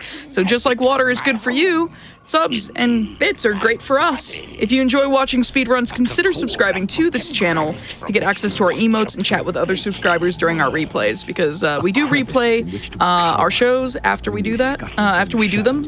Same thing with our events. We'll replay our events right after a mainline event. We'll do replays after hotfix shows. It's great.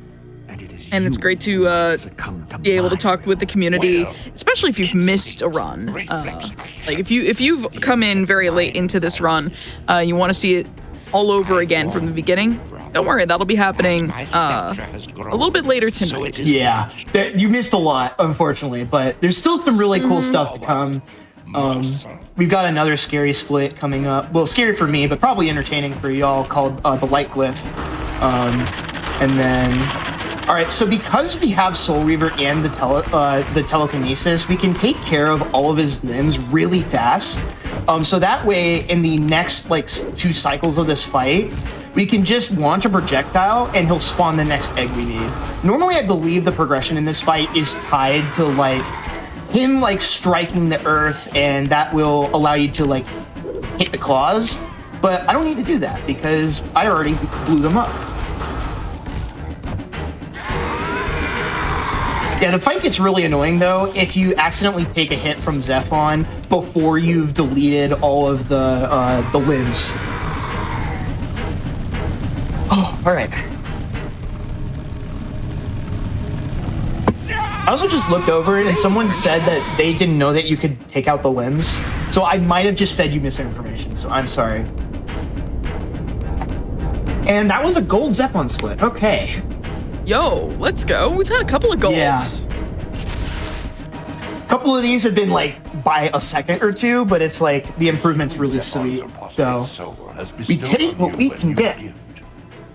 Okay. So Light Glyph. So Light Glyph takes place in this like lighthouse section that's like its own whole map, like just designed around this Light Glyph shrine. And it's really scary. Like there's a bunch of like weird interactions that can happen with cutscenes and stuff like that if you make the wrong actions. So I'm gonna probably play it a little bit safe just to make sure nothing like that happens, because we're on a bit of a heater right now, chat. I don't want to exactly spoil what this is going to look like, because I also don't want to make myself, like, too nervous. But we're doing pretty good here, y'all. We're kind of cooking. So, it's really important that we got that cathedral warp as well, because the entrance to that area is right near the cathedral warp. So we're literally going to go ahead and just hold right. Nice thing about these menus that I don't think anyone really tells you is that you can hold the buttons to like buffer the selection of which warp gate you want to go down, which is really, really nice. I didn't figure that out until recently. Yeah, public service announcement to all 0 of you who will probably try running the not remaster, just because this game is so hard. All right. So I'm going to fly up and over this wall just so I can skip having to dematerialize again. So we'll just land right here. And again, there's a bit of a rhythmic mashing I'm doing at the end of my swimming animation where I mash both buttons in order to like cancel some of the breaststroke kick early, just making the swimming just a little bit faster. It's a bit tricky to like get down. It's a lot easier to do in Soul Reaver 2, which we'll hopefully cover in a bit.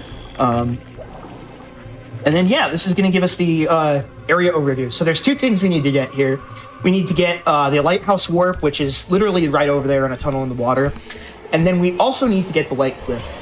This is probably the most dangerous area in the game besides like the final areas of the game. Like all of the vampires here do a ton of damage, and they're clustered in really tight quarters, so it can be really hard to deal with them all. So flying through here without losing Soul Reaver is going to be something I'm going to try to do, but it's tough. This is a tough part of the game, so I am also going to go ahead and I don't need to save yet. I'm going to save before we do the fly stop setup. So yeah, if y'all like Flight Stop, we get to see it a couple more times. Oh boy. What we will do though. Hear the excitement in your voice. So we're gonna, oh, that's a really slow vert flight. So let me go ahead and reset that so we can get up to the top of the White. I almost said White House instead of Lighthouse. That would be a really like, huh? What are we doing here? Oh my god. All right, so I'm intentionally avoiding a couple of breakout glitches on the doors because it behaves really strangely sometimes with some of these cutscenes. And there was one time where I got a cutscene to like never swap the camera angle back to me. So I was just unable to reach the light glyph, and I had to like quit and reload and lose like 2 minutes. It was really, really sad. That run was like 6 minutes ahead, so yeah. We'll go ahead and fly in here. So we're gonna do this pretty much as intended as far as unlocking like the light glyph shrine itself. And so the first thing we need to do is get the like lighthouse rotating, if you will. All right, so I missed that. So we're gonna go ahead and wall bounce this guy and then stab him so that he doesn't bother us later. And we'll fly up here to get to this block. Oh, I kept super speed too, nice. That lets me fly right over here. And so we'll get this to start spinning up, and then we'll push the block into one of the spaces in this pinwheel, causing it to get stuck, which keeps it going for some reason. I don't get it, but you know what? Thanks. Fine game, you know? So we'll go ahead, and then... There we go. Cool. So that's the first part. And then the other thing we need to do is go reset a generator, which will then cause, like, the light to turn back on and get everything to start spinning. I'm gonna walk out here with the speed up glitch so I can just like Sparta this guy off the ledge. Telekinesis. I freaking love that. Take care of him. And then again, going through this door as normal here. So I'm going to, if it'll let me, save just to be safe. We're gonna do a fly stop setup on this piece of geometry, and it's really annoying because I like to use the like the sneak mechanic to set that up. I'm gonna try to move a little more to the left here. A little too far to the left. Still too far to the left.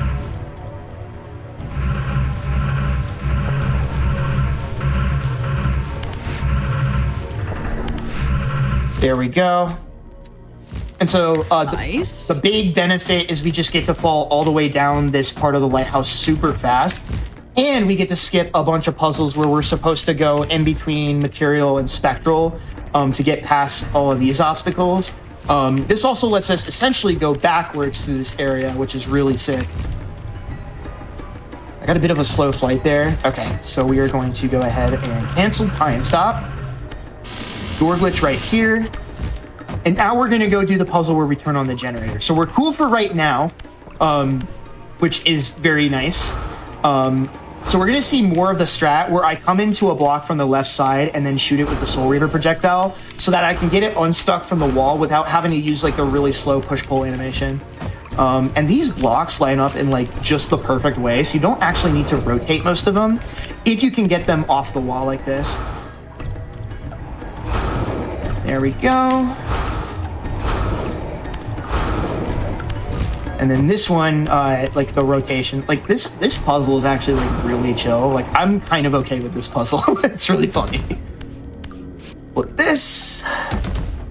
And then watch this drive. There we go. I like how most of the puzzles that you have to solve in the run, just for everything you're skipping, the stuff you end up having to do is block puzzles. Yeah, it is a little unfortunate. But it's one of those things where at least there's still like some tech to it with like the way that you route it, and also the telekinesis blast from the side to like. Okay, you know what? We're just not going to do that flight there. It's like maybe a couple of seconds you save there. Okay, so I have to do another. So I skipped 2 cutscenes by doing that fly stop to get in here. I need to do another fly stop the other way to get out. And if I don't do this right, I'm going to have to quit and reload. So that's why I'm a little scared. So we'll go ahead and, okay. There we go. We'll go ahead and fly back up here, which I think is kind of like the intended exit. And I'm going to go ahead and save once again, because if I mess this up, I can just quit and reload, and it will save the fact that I have done this part, I believe. Okay, so I kind of have to do it in the door frame again here, which is really tricky. And again, I'm looking for the screen, like this part of the HUD to like flicker, right? That's kind of what I'm looking for. Okay, well, we got the flicker.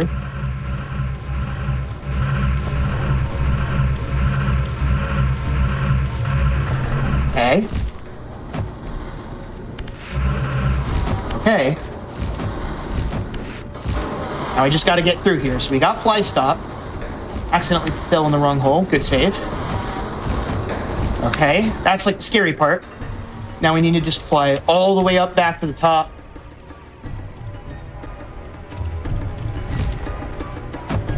Oh my god, and we're home free. Okay. Yo, let's go! And it didn't crash. Great. Oh, no. Wait, it could crash there? It has before. I forgot that I'm not going to do the door glitch here, because it caused problems last time. There we go.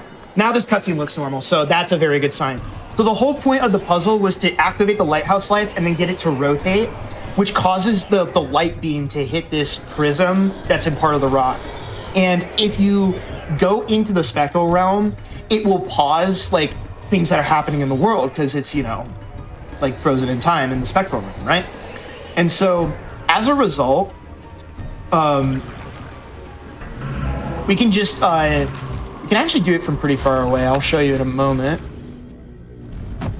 And then again, I'm opening the door during the super speed, so I can just like go ahead and start flying again as soon as I get into the next spot.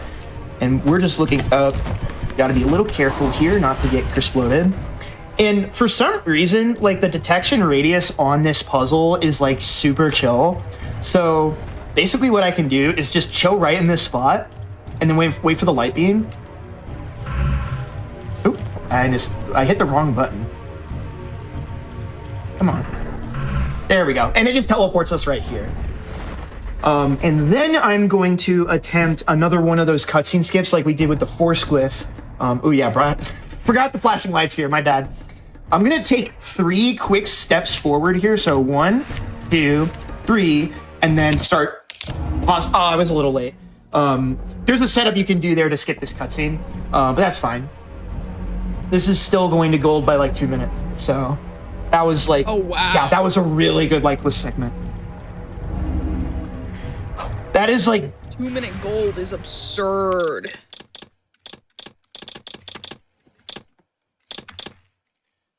In all right. the furthermost canyon of Nosgoth's frozen waste. Oh, that's like more of a 2.5 minute gold. Jesus. Okay. What? Oh my god. All right. In the bowels. We got 2 more segments left. There's one place we need to grab stuff for Hundo, and then we need to just go take on Kain himself. So the nice thing is that we have pretty easy access to get there already, and all we need to do is just take the Abyss Warp. We need to go to the Human Citadel.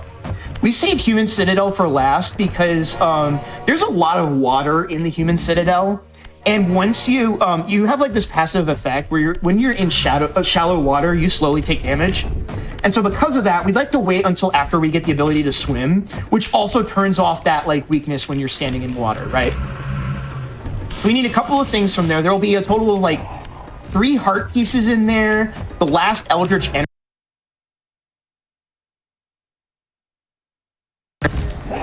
So we'll go ahead. I got a bit of a low flight, which is totally fine. And we'll just zoom right here. And now we'll start swimming here. So it kind of goes without saying, but falling into water like that will also cancel the effects of the super speed. And then there's kind of like this bit where you have to like take a ramp to get up here, but once again, flight glitch. Though the city was well fortified, I've never hit that cutscene that high. It was really funny to just see him like right into the cutscene. by a creature such as myself. Yeah, so there's not too many crazy tricks in the Human Citadel. We will be doing some sequence breaking here. So right here, I'm going to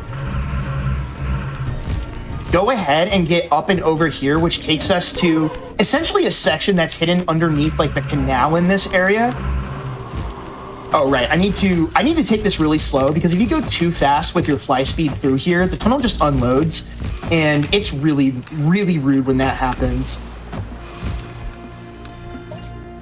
And then here we go. Luckily for us, the water shrine is pretty easy in terms of like what you need to do for the puzzle. I hit him, nice. One of the awesome things about using like the breakout glitch is you can like snipe enemies that they haven't aggroed yet because they don't want to aggro the enemies until like you're actually able to like take damage from them or something. You know what? Fine. We'll do this the whole way.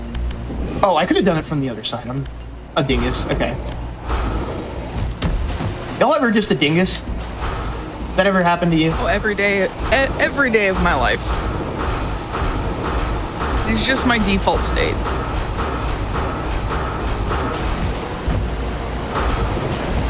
One must... okay, I was trying to make a Sisyphus joke. One must imagine a dingus happy. I don't know. I thought I was cooking.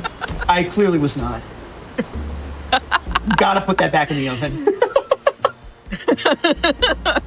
Either that, or it's a little overbaked. Yeah, it's burnt. It's burnt. All right. Like, hold on, let them cook. It might come out burnt, but let them cook. All right, so I'm going to attempt to set up for a cutscene skip. I think I got the position right. So if you use a breakout and move past the door and you're standing right where the water glyph spawns, you can start the cutscene early. Yeah, just like that. Sweet. Yeah, we take that. That saves like a couple of seconds there. And then we get to wait for the glyph animation. By the way, the reason we don't do any more of these like cutscene skips on the glyphs is because we generally just kind of want to stay where we just picked up the glyph. So it doesn't really make sense for us to go do that. And then right here, I'm just going to go ahead and grab the wall right there. It's like really annoying to try to do like legit flight movement through there. So it ends up being more consistent to just not bother. Got a low flight there. Nice. Oh, I hit. Interesting. Very curious. However, have you considered? No. Oh, okay. That's annoying. Luckily, we don't really need the Soul Reaver from this point until we finish the Human Citadel. And again, even though I could do the breakout glitch through these doors, attempting to do the breakout glitch would cancel the super speed I have, and I want to maintain it because there's a lot of stuff that we can just get here for free because we can fly. So there's going to be a heart piece over here. So there's going to be a heart piece over here. Here we go. Yeah, see what I mean? These hitboxes are so tiny. Okay, we're gonna fly way up. And then over here. Fly down here, there's just an Eldritch Energy upgrade hidden here. I think there's a bit more of like a puzzle here, but I don't really remember, frankly. Because flying is just really funny. And why would you not do otherwise, you know? There we go. And sometimes I can use those wing smashes as well. Something else I'm doing is I'm also canceling my super speed before I like go too close to a save point, because sometimes doing that or like what's it called? Time stop into a save point can cause you to be unable to do the breakout glitch until you like quit and reload the game, which would be really bad because we definitely still need to use the breakout glitch. Oh yeah, that reminds me that now we've officially gotten all of our glyph spells and all of our Eldritch Energy upgrades. So you'll notice that we're, whenever I hit the glyph menu, we have 52 glyph energy in the bank, and then all of the spell slots are filled. So that means we did our job here. Now all we need to do is, we got that warp gate, and we'll need to grab one more heart piece. And this one's actually pretty funny, because if you haven't already sussed this out about this game loves block puzzles. Like, it loves block puzzles. And there's another one you're supposed to do for this last piece of heart. I'm gonna wait to get up to the top of the stairs before I fly. Just a better use of my time. But we get a really funny way of skipping this one. So we'll start by flying, and we'll just kind of head this way. And then I need a really fast, like, vertical flight here. That would have worked. This might work. Nice. So there's just a hole in the ceiling where the light's supposed to go in as, like, just like this cool detail. But what if I said, no? All right. What if I said, that hole is for me to clip out of bounds in? Nice. And that is our last piece of heart. And now we're on to the final part of the game. We're gonna go take on Kain now. So there's 2 more things that we need for Hundo. We're gonna get a warp gate once we head into, like, the, I forget, I think it's called the, like, Sage's Cave or something like that. It's those last 2 warp points right there. Those are the last 2 things we need for Hundo. And then we also just need to go ahead and reach Kain. Alrighty, so we're gonna be doing a pretty extended time stop sequence to skip pretty much all of, like, the puzzles that would be in that section, making your way to Kain. That was a very fast flight. So we're gonna go up and over this door that you're supposed to open with Constrict, because this is just way faster. A little more flight through here. Taking a couple of steps forward just to reposition, but without losing the speed glitch. We'll fly up here. Oh, okay, I hit the wall. That's fine. All right. We're gonna go ahead and open this door, just like that. There's our warp point, and then I'm going to safety save here, because if I mess this up in a specific spot, it's really rough. But most of the time, I can save this. Okie dokie. So this will be a fly stop setup, but you won't see me proc the fly until much later.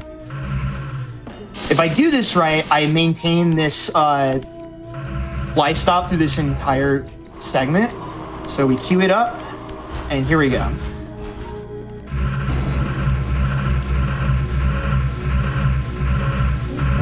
Okay, we got time stop. That one loves to crash. That's why I safety saved.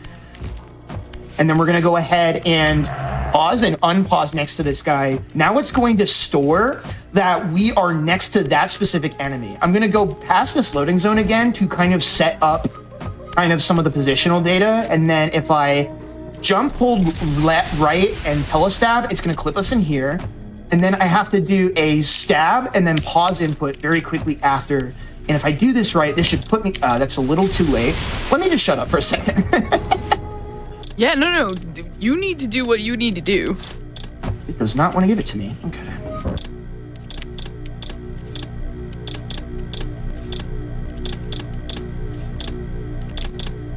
That was early.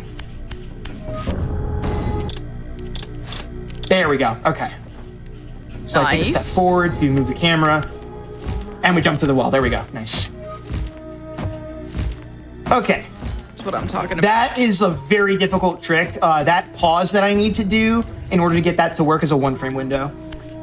One. Yeah, no, that looked extremely tight. 3. We're gonna fall through here because it's just not loaded, and then we're going to telestab right. Okay. I'm going to have to quit and reload here. That's really unfortunate. I accidentally must have gone in and out of that trigger a couple of times. That really stinks. So the amount of times I'm sorry, is your save file name sub to GDQ? It is, because that's what y'all should do. Okay. All right, we'll give this another shot. That's really rough. So that'll cost me a good chunk of time, but I think we're still on pace technically, but I don't want to think about that right now. I just want to finish the run at this point. Yeah, don't think about it. Worry about what's ahead of you right now. That's really unfortunate, though. Ugh. That's gonna bug me later. All right. I mean, you've done fabulously throughout the rest of this run. Oh, nice This crash. is very, very difficult. Oh, there it goes. Yup. I should have just quit and reloaded the game there. That's on me. That's all right. Just did it for you. But while we're getting the game booted back up, which it's booting up real fast, I'm actually impressed. Silicon Knights did Blood Omen. Yeah. Okay. Yeah, I should have known better. I should have just quit out of the game completely. If you like quit out of a time stop and then try to do time stop again, it crashes the game most of the time. So I was a little foolish. Oh, okay. That's how that often causes the crashes. Okay.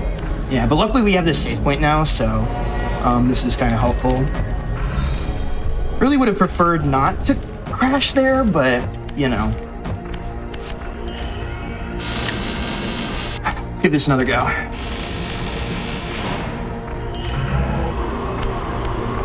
It sucks too, because I hit that time stop like first try. You did, and it just like immediately crashes. Like, oh no. That was pretty quick though. That was also quite quick, yeah.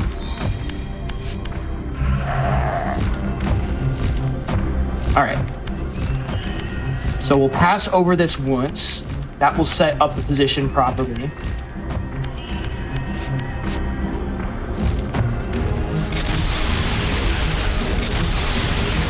don't know why that happened, but okay. Try this from a little further back.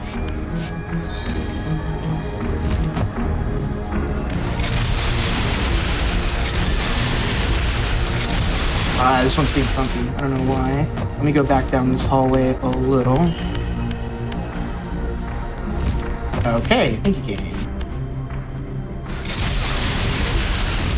What is happening right now? I'm gonna have to quit out of the game again. This was the last thing I practiced too before I started the run. Dang it. All right. I'm gonna reboot the game again, just so that the game doesn't crash when I try to go for time stop again. So apologies for the quick delay. Did it boot up the game, please? Now, what you're doing is very difficult, and I really appreciate just the technical aspect behind the absurd movement and setups for this game. Yeah. There's just like so much stuff that you have to micromanage. It's really tough. And like, right. Honestly, you've been handling it really fabulously up to this point, so. Thank you. Of course. This is not an easy game. Nope. The funny thing is, like, in my like big practice run that I did leading up to this, I also choked a run in a very similar way. That was like -7 or something like that, which, well, history likes to run, doesn't it? All right, for the third time, let's give this a try. We're gonna get this first try. Once you get the flicker, that is.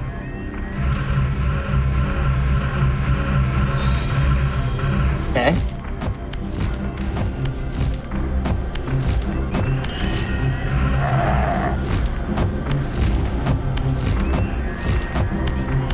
We'll go a bit further past the line, see if that helps. All right. There we go. Nice, okay. That looks better. Now we're cooking again. I was a frame late on the pause.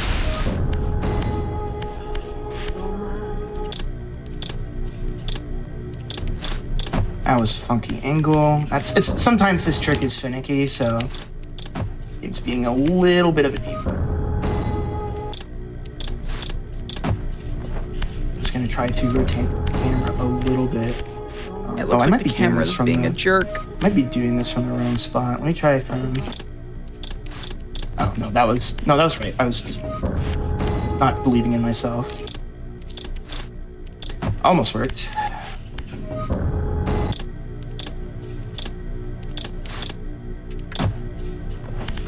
I almost got her. Okay, come on, game. Come on, game, you can do it.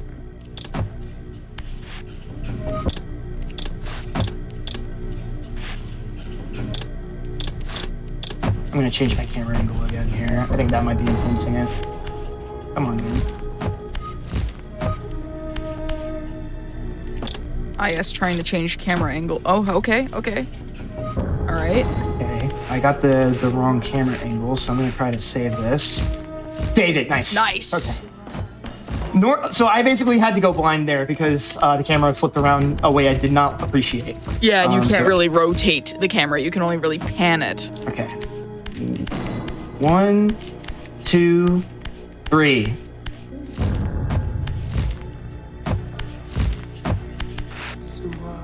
There we go. That's what we want. Nice. All right. So I think what happened is now we're pretty much good to go. I think what ended up happening is I went over that trigger 4 times instead of the 3. All right, so here we get to see a double time stab or telestab, like that. That's like the only one you really do anymore. And then now I'm going to talk to this guy. It's going to look kind of cool with the sword trail. And then this is going to allow us to go ahead and get right here. And then I can do a bit of a tricky jump with a crouch and then glide along the edge to get up there. Nice. And we're going to talk to one more friend. We've got one more telestab we got to do and we're home free.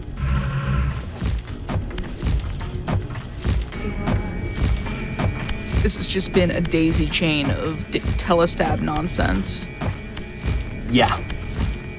This is the last one.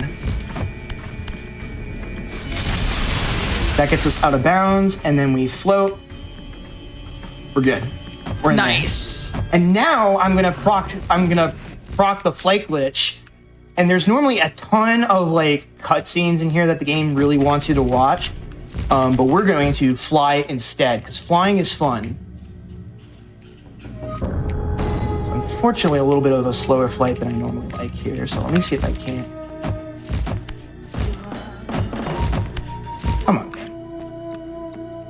Oh, I beefed it again. We'll call it nerves just because, like, I was just, like, panicking a little bit. That whole section there looks like absolute nonsense. Yeah. It's normally not that bad for me either. It's just the game was being particularly rude to me, so I don't know. There's the speed I want. Yeah, you can just cruise through here with the flight glitch. All right, so we're at the end of this section now, so we're going to go ahead and cancel. Because we've got one more warp gate we need to grab.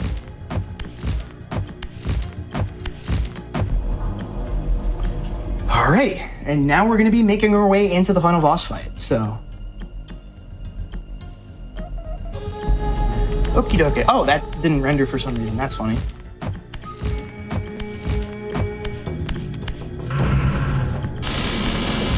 One more door glitch for good measure.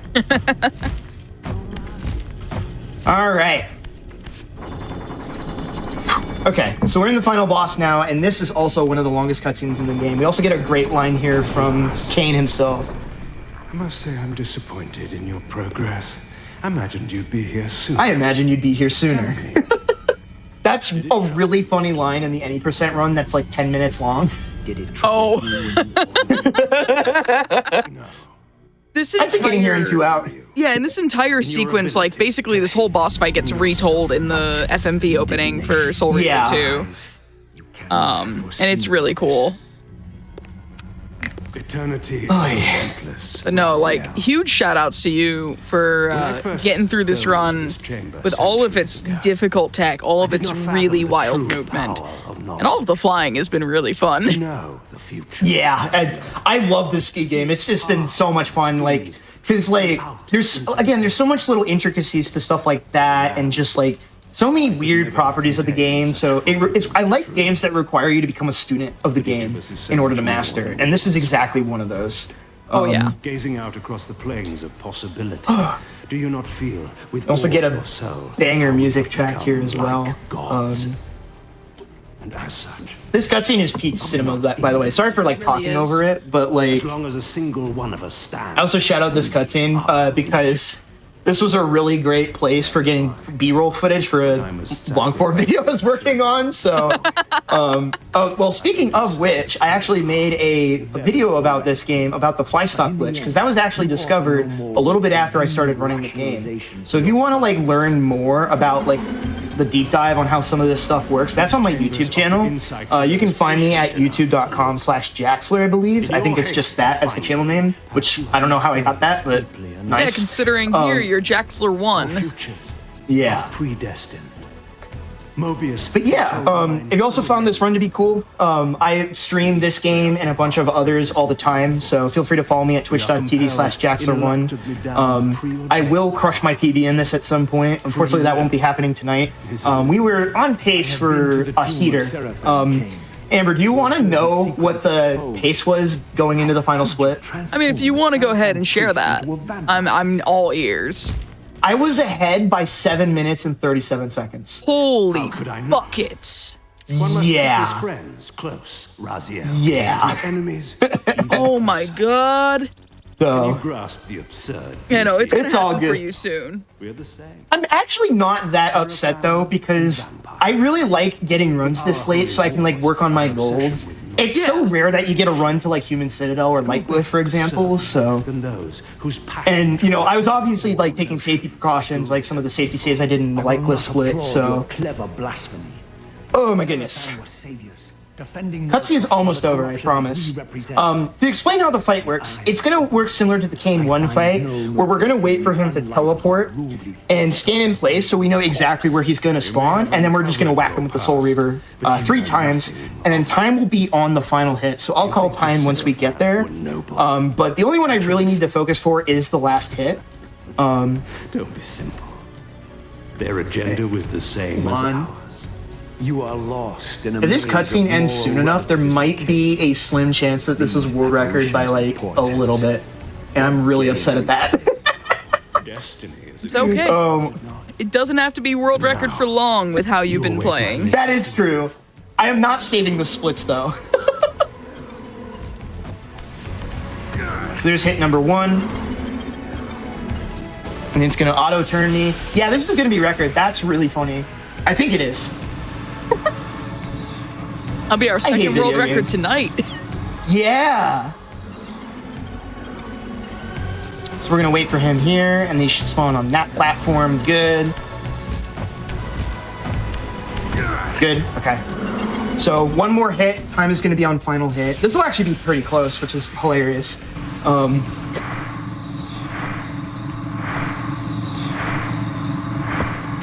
right.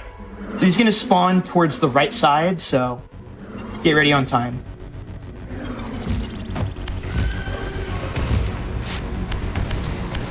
Fine. GG. Friends, that is world record by 56 seconds. Somehow. Yo, let's go. Oh, despite everything at the end here. That is actually my- incredible, and that is our second world record in a row, because as seen on TV, the second run from that show, Speedrun was doing Spider-Man on PS1, and got world record on that. So huge GGs to you and Speedrun. Thank you. Despite how angry this makes me, yeah, a PB is a PB, a record is a record. So I'm really glad I got to hit a good run by all stretches of the definition live. So again, Amber, thank you so much for having me. Of course. I mean, we're still having you in a little bit too for Soul Reaver 2. Yeah. I guess what we're recently talking. learned that, right? Yeah, I literally learned that like when you DM'd me. I was like, ooh. I was like, wait, give me a sec. I want to learn Soul Reaver 2 because this would be a sick thing to go with it. And that's what we're gonna see in just a moment. But while we're here, I just want to shout out a couple people from the Soul Reaver community. I want to shout out Tromboncino and Victus. They really helped me out when I was like learning the game, especially Victus. So thank you so much for being a part of this community. I also want to shout out the Demented Salad, Twin Cross, just a ton of awesome people who have made this game what it is. And yeah, shout outs to the Broad, Soul Reaver, and Kain series community. There's a really big like Legacy of Kain series Discord that I think is linked on speedrun.com, where there's like speedrun channels, but it's also just like loaded with like a ungodly amount of fans of this series. So if you're looking for your people and your people are people who like this series, that's where you want to go. But yeah, I think with that being said, we are going to go ahead and cut to a break if that's cool, so we can go ahead and set up Soul Reaver 2. So Yeah, that sounds good to me. This is your chance, chat, to get up, take care of yourselves, walk around. Hello, everyone. Welcome back to episode 38 of Passion Project, the best place on Twitch to show the world what you love the most in speedrunning and gaming. My name is Amber Cypher, and I'm still your host. We've got one more run planned for tonight, as we've been walking through the Soul Reaver games. And when I say walking through, I mean zooming through. I'm joined by Jaxler, who has been absolutely incredible so far. Got world record just a little bit ago in Soul Reaver 1 100%. You can't make this up. So, Jaxler, let's talk about Soul Reaver 2, shall we? yeah, so this is Soul Reaver 2, specifically the remaster. Soul Reaver 2 original is kind of hard to get to work, and you also can't skip cutscenes.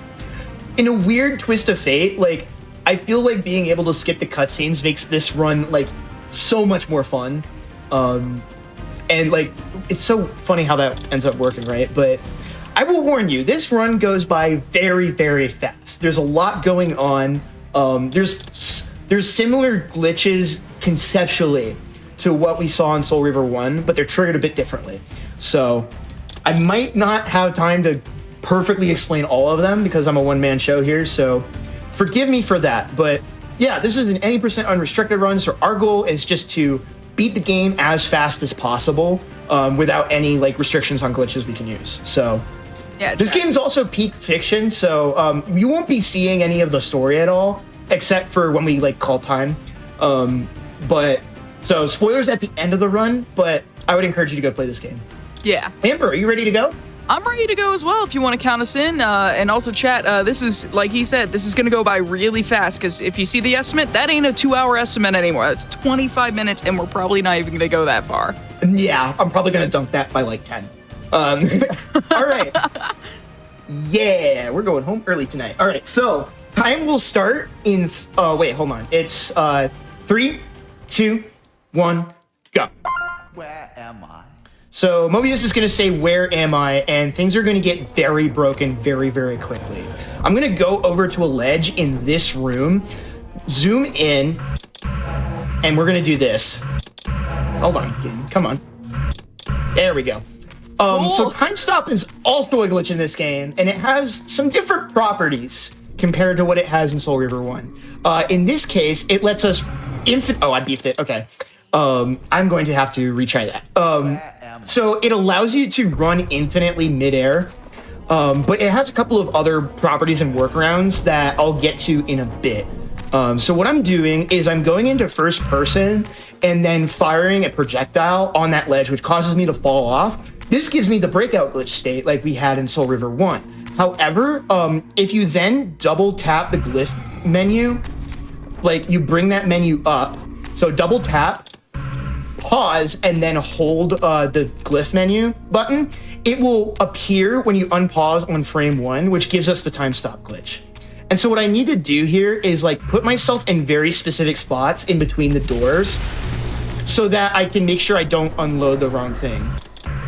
So right there, we actually have a second way that we can trigger the breakout glitch, which is off of holding the like over the shoulder perspective button and then targeting an enemy. That just gives us the breakout state immediately. And so that allows us to pretty much activate time stop wherever we want to, because there's a lot of enemies in this game. So first of all, to give you an idea of how much further into the game we are than we should be, there's like a bunch of different spots where you have to like time travel and stuff like that. We skipped that first one, which skips 2 of the elemental reavers you need to grab, basically skipping 2 Zelda dungeons. So we're gonna jump through that door right there. That's another application of the time stop tech, where if you prime time stop, if you basically double tap this menu, as soon as you get knocked out of the breakout state, it will initiate the glyph menu pop up. And during that, you have no collision. So we can use that right there to get through that wall and skip a cutscene that normally is like built around like the area with the Soul Reaver over there. But yeah, we've already skipped like a huge chunk of the game. Like, it's ridiculous how much of the game we skipped already. And then right here, these enemies are still loaded on the other side, so we can get the breakout glitch into time stop off of them. And a lot of these time stop glitches I'm doing are just to like allow me to cut corners and like get through areas a bit faster, so I can avoid. Oh, I went a little too far, so we're gonna have to go back to about here. There we go. And similar to Soul Reaver 1, whenever we're not in time stop, jumping is going to be the fastest form of movement. It's a bit like tricky to get down because if you try to jump too early or preempt it, then you will just pull out your bat wings, and it's really annoying. So yeah, we have completely skipped like two of the most major areas of the game, the Dark Reaver and the Light Reaver. And now we're going to go make our way to another time device, essentially. So this run is like really, really broken. We just go from map to map, loading in everything we need to in order to get everything done. It's also worth noting that because of the skips we did, we don't lose all of our health upgrades, because you start the game with the Soul Reaver and a bunch of health, like your max health upgrades from Soul Reaver 1, and then the game takes them away from you and gives them back over the course of the game. No need to worry about that now. It's got pretty a Symphony awesome of the Night sort of deal where you can skip exactly where you can skip that, and it's like, well, I'm just gonna be broken the whole way through. All right, so I don't actually know if this skip saves time, but I like going for it because it's swag. But I set up the breakout. I'd be getting up the hill here. Okay. I'm like going to be persnickety about this because I just want to show this off. And you know what? Screw it. I'll show you what I was trying to do. I was trying to do that, which is well, I already beefed it anyway. Nice, good job, Jaxler. So slopes and like walls are really good at like taking away your ability to like move midair. There we go. So yeah, if you get the breakout glitch, and then similar to what you can do in Soul Reaver 1, if you do a crouch jump and then let go of the camera zoom in, it will cancel the crouch jump animation, and for a brief window you can input crouch jump, allowing you to get a double jump. That's like the only really spot where it could be useful in this category.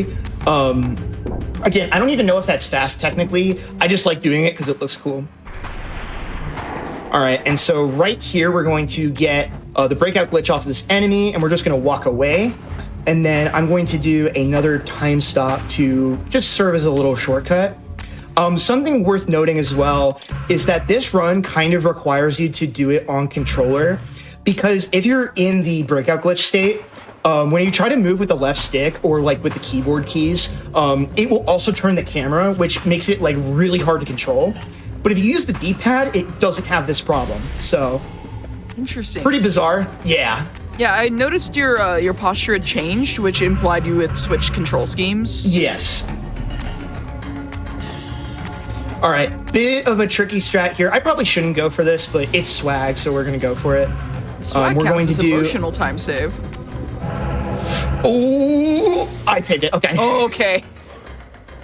If I fell there, we were doomed. That was okay. That was a noise, and I was like, I made similar noises earlier today.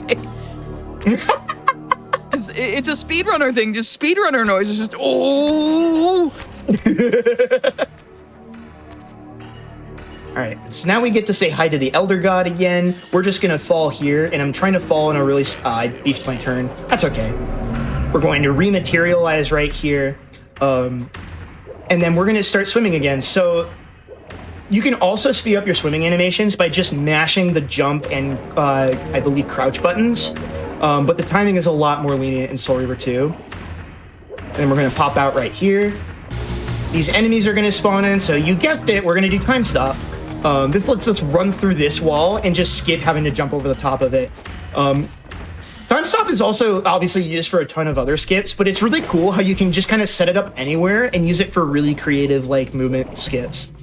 So one thing to note about the time stop state is that whenever you jump, after you activate time stop, you will proceed to fall through the floor the next time you approach floor collision. So that's why you never see me doing the jumping movement while I'm in the time stop state.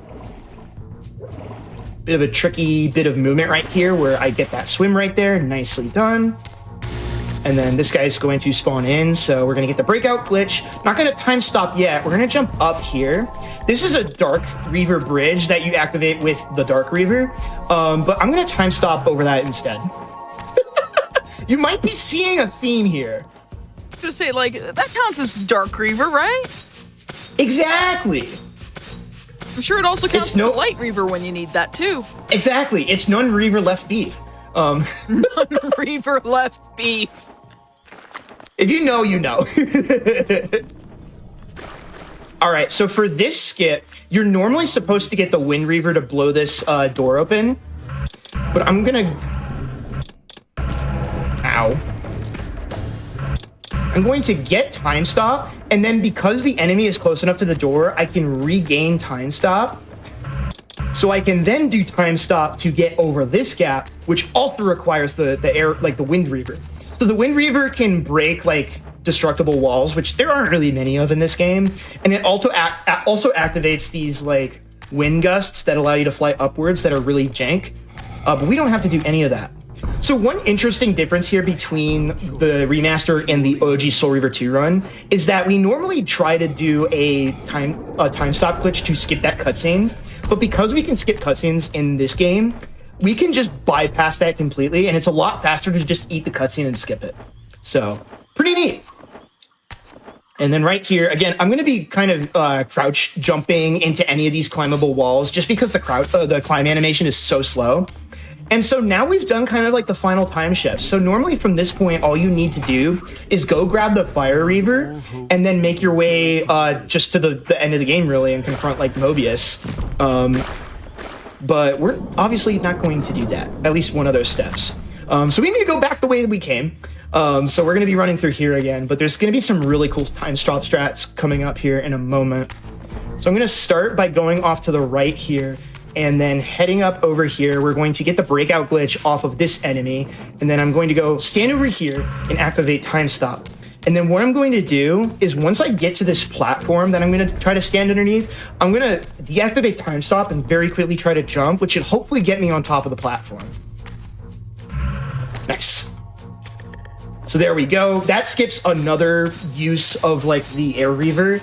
There used to be like a really bizarre like platforming skip that you could do there instead, but shout out to Matt who found that strat. It saves about, I think, 10 to 15 over the original method for doing that based on what he said in his tutorial. Speaking of which, this run is pretty easy to learn, so if you're interested in picking up like one of the Legacy of Kain's games, this is probably the run I would start with.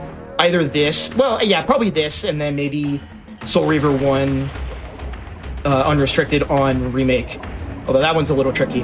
But yeah, Matt made a great tutorial for this, so I was able to pick up this game super quick, and it's a really just fun run to just like, not even grind out attempts, just like kind of chill out with and just sort of play while you're like listening to a podcast or something. It's really cozy for me. So for the record, like I messaged you on the 7th for Soul Reaver 100, Soul Reaver 1 100%, and I was like, yeah, if you have anything else you'd like to showcase, I'd be totally down as long as it, you know, is around this length. And I checked in with you on like 2 days later, and you're like, yeah, I'm learning Soul Reaver 2 for this, by the way. And that was like 2 weeks ago, so. Yeah, you know what's really funny too, is I said that to you and I had not started learning it yet. Oh my god. I'm a horrible person. Like, if you're cool with it, I'm in the process of learning the Soul Reaver 2 remastered run. It's like, are you sure? I technically wasn't lying. Oh my goodness. But that's just to drive the point home. Drive the point home if this game is probably the most accessible out of the 2 Soul Reaver games. Oh, yeah. And there's some strats here that I'll be going for that you don't even necessarily need to attempt. There's easier versions of a lot of stuff here. Okay, nice slope. Yeah, so we're already kind of making our way towards like the final minutes of the run, y'all. Like it's hard for me just to describe the magnitude of content that we've skipped with all of these like time stops and like traveling through time earlier than we're supposed to. It's like pretty unbelievable. You got a pretty cool time stop coming up here where after I open this door and skip the cutscene, there's going to be a ton of enemies. It's worth noting that taking damage will cancel the breakout glitch state, so I have to be a little careful with how I set these up. So we're going to go right here. And then this gives us a nice little shortcut. Raziel, will you stop? Yeah, sometimes if you like move a certain way, like Raziel will just like keep auto running. It's kind of I believe it's something that's like sort of exclusive to the remaster of Soul Reaver 2, but it only happens when you're in time stop. So luckily it like doesn't really matter for anyone playing the game casually. Okay, thank you again. There's a lot of collision, like even though the movement is pretty simple, it's really easy to like chain your jumps in such a way where you just hit some sloped collision and you hate everything. So the next thing we need to do here is we don't have the Soul Reaver yet. So what we need to do is find a save point and then save and reload, and that will just give us the Soul Reaver to use. So we're gonna get the breakout glitch off of this bald woman who shoots fireballs at us. Very, very rude lady. Don't like her that much. And we're gonna do time stop, and you can already see the save point in the background there. And really funny detail, they made the reflection effect by just copying and pasting the model for the save point underneath, which sounds like, oh, that sounds like really low effort, but like it's actually like really smart. Like it's just the devs doing a really smart thing. Okay, so I'm going for a riskier version of this strat. Normally you have to use the Fire Reaver on that pedestal to unfreeze the ice and get through this door. But I'm gonna try the, I beat it, okay. I'll go for it one more time, just for swag's sake. But there's a way you can do it with like the jump glitch where instead of doing a standard time stop, you can do it kind of like a run and jump with where I like activate time stop midair. I'm gonna do it a bit more at this angle. Perfect. All right, so that gets us through, and then you'll notice as well that there's like invisible ice to walk on there as well. All right, now we're in the final area of the game, 13 minutes in. Just a very nonchalant, yeah, now we're in the final area of the game. All right, we're gonna do time stop again as a shortcut, but also there's this room over here with a forced fight. I really hate fighting enemies in this game, so we're just going to skip it. And then I'm going to stop Raziel on the inside of the door, hopefully, and then get the breakout glitch off of the enemies, which don't even have AI at the moment. And then we'll do another one right here. So by not opening this door, this is going to skip a cutscene where we would need to take on the human forms of Melchiah and Zephon, actually. And instead, they're just going to chill here, and then I can then get the breakout glitch one more time. That's the last breakout of the run. We're going to do time stop to skip the other three brothers in their human forms. So that would be Duma, what's his name, Rahab, and then Terrell, which was supposed to be in Soul Reaver 1, but he got cut. So he ends up making an appearance in Legacy of Kain Defiance as instead. Okay, so final boss time. So all we're going to do is like lock on 2 or 4, 5, 6, 7, 8, 9, 10. We're counting to 20. 3, 4, 5, 6, 7, 8, 9. Oh, I was one short time. Okay. Oh my goodness. GG. And that is Soul Reaver 2. That is, in fact, Soul Reaver 2. Yeah, so like I said, Matt made a tutorial on how to run this game. So if you're looking for something new that's really easy to pick up, check that out. It's on YouTube and also linked on the SRC page, I believe.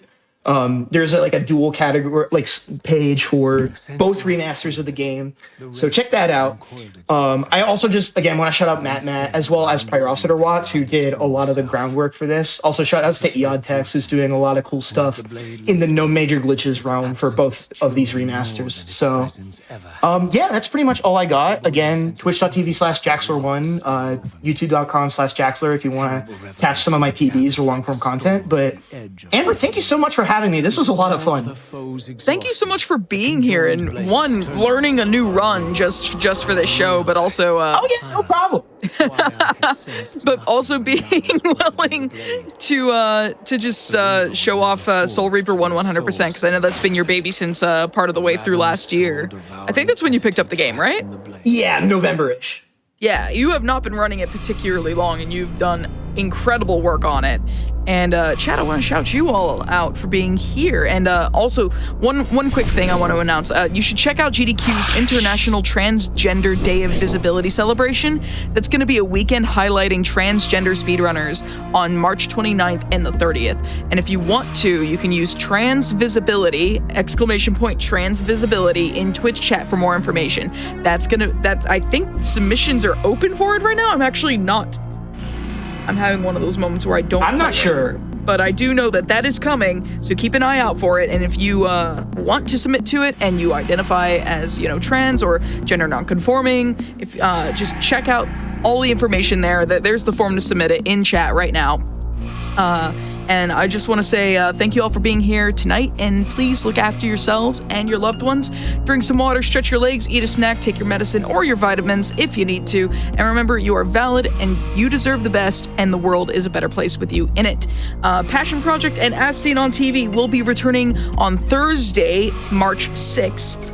So don't miss that. We're normally on Fridays, but we have been relocated to Thursday next time for March 6th. I'll be having Yakuza Dead Souls with Garlic Dread on that show. That's going to be really, really fun. So definitely check that out on, again, Thursday, March 6th. Passion Project will start around 10 p.m. Eastern as always, and As Seen on TV will be at 7 p.m. Eastern. And if you missed out on As Seen on TV or Passion Project tonight, stay tuned as we replay both shows right after this, and tune in tomorrow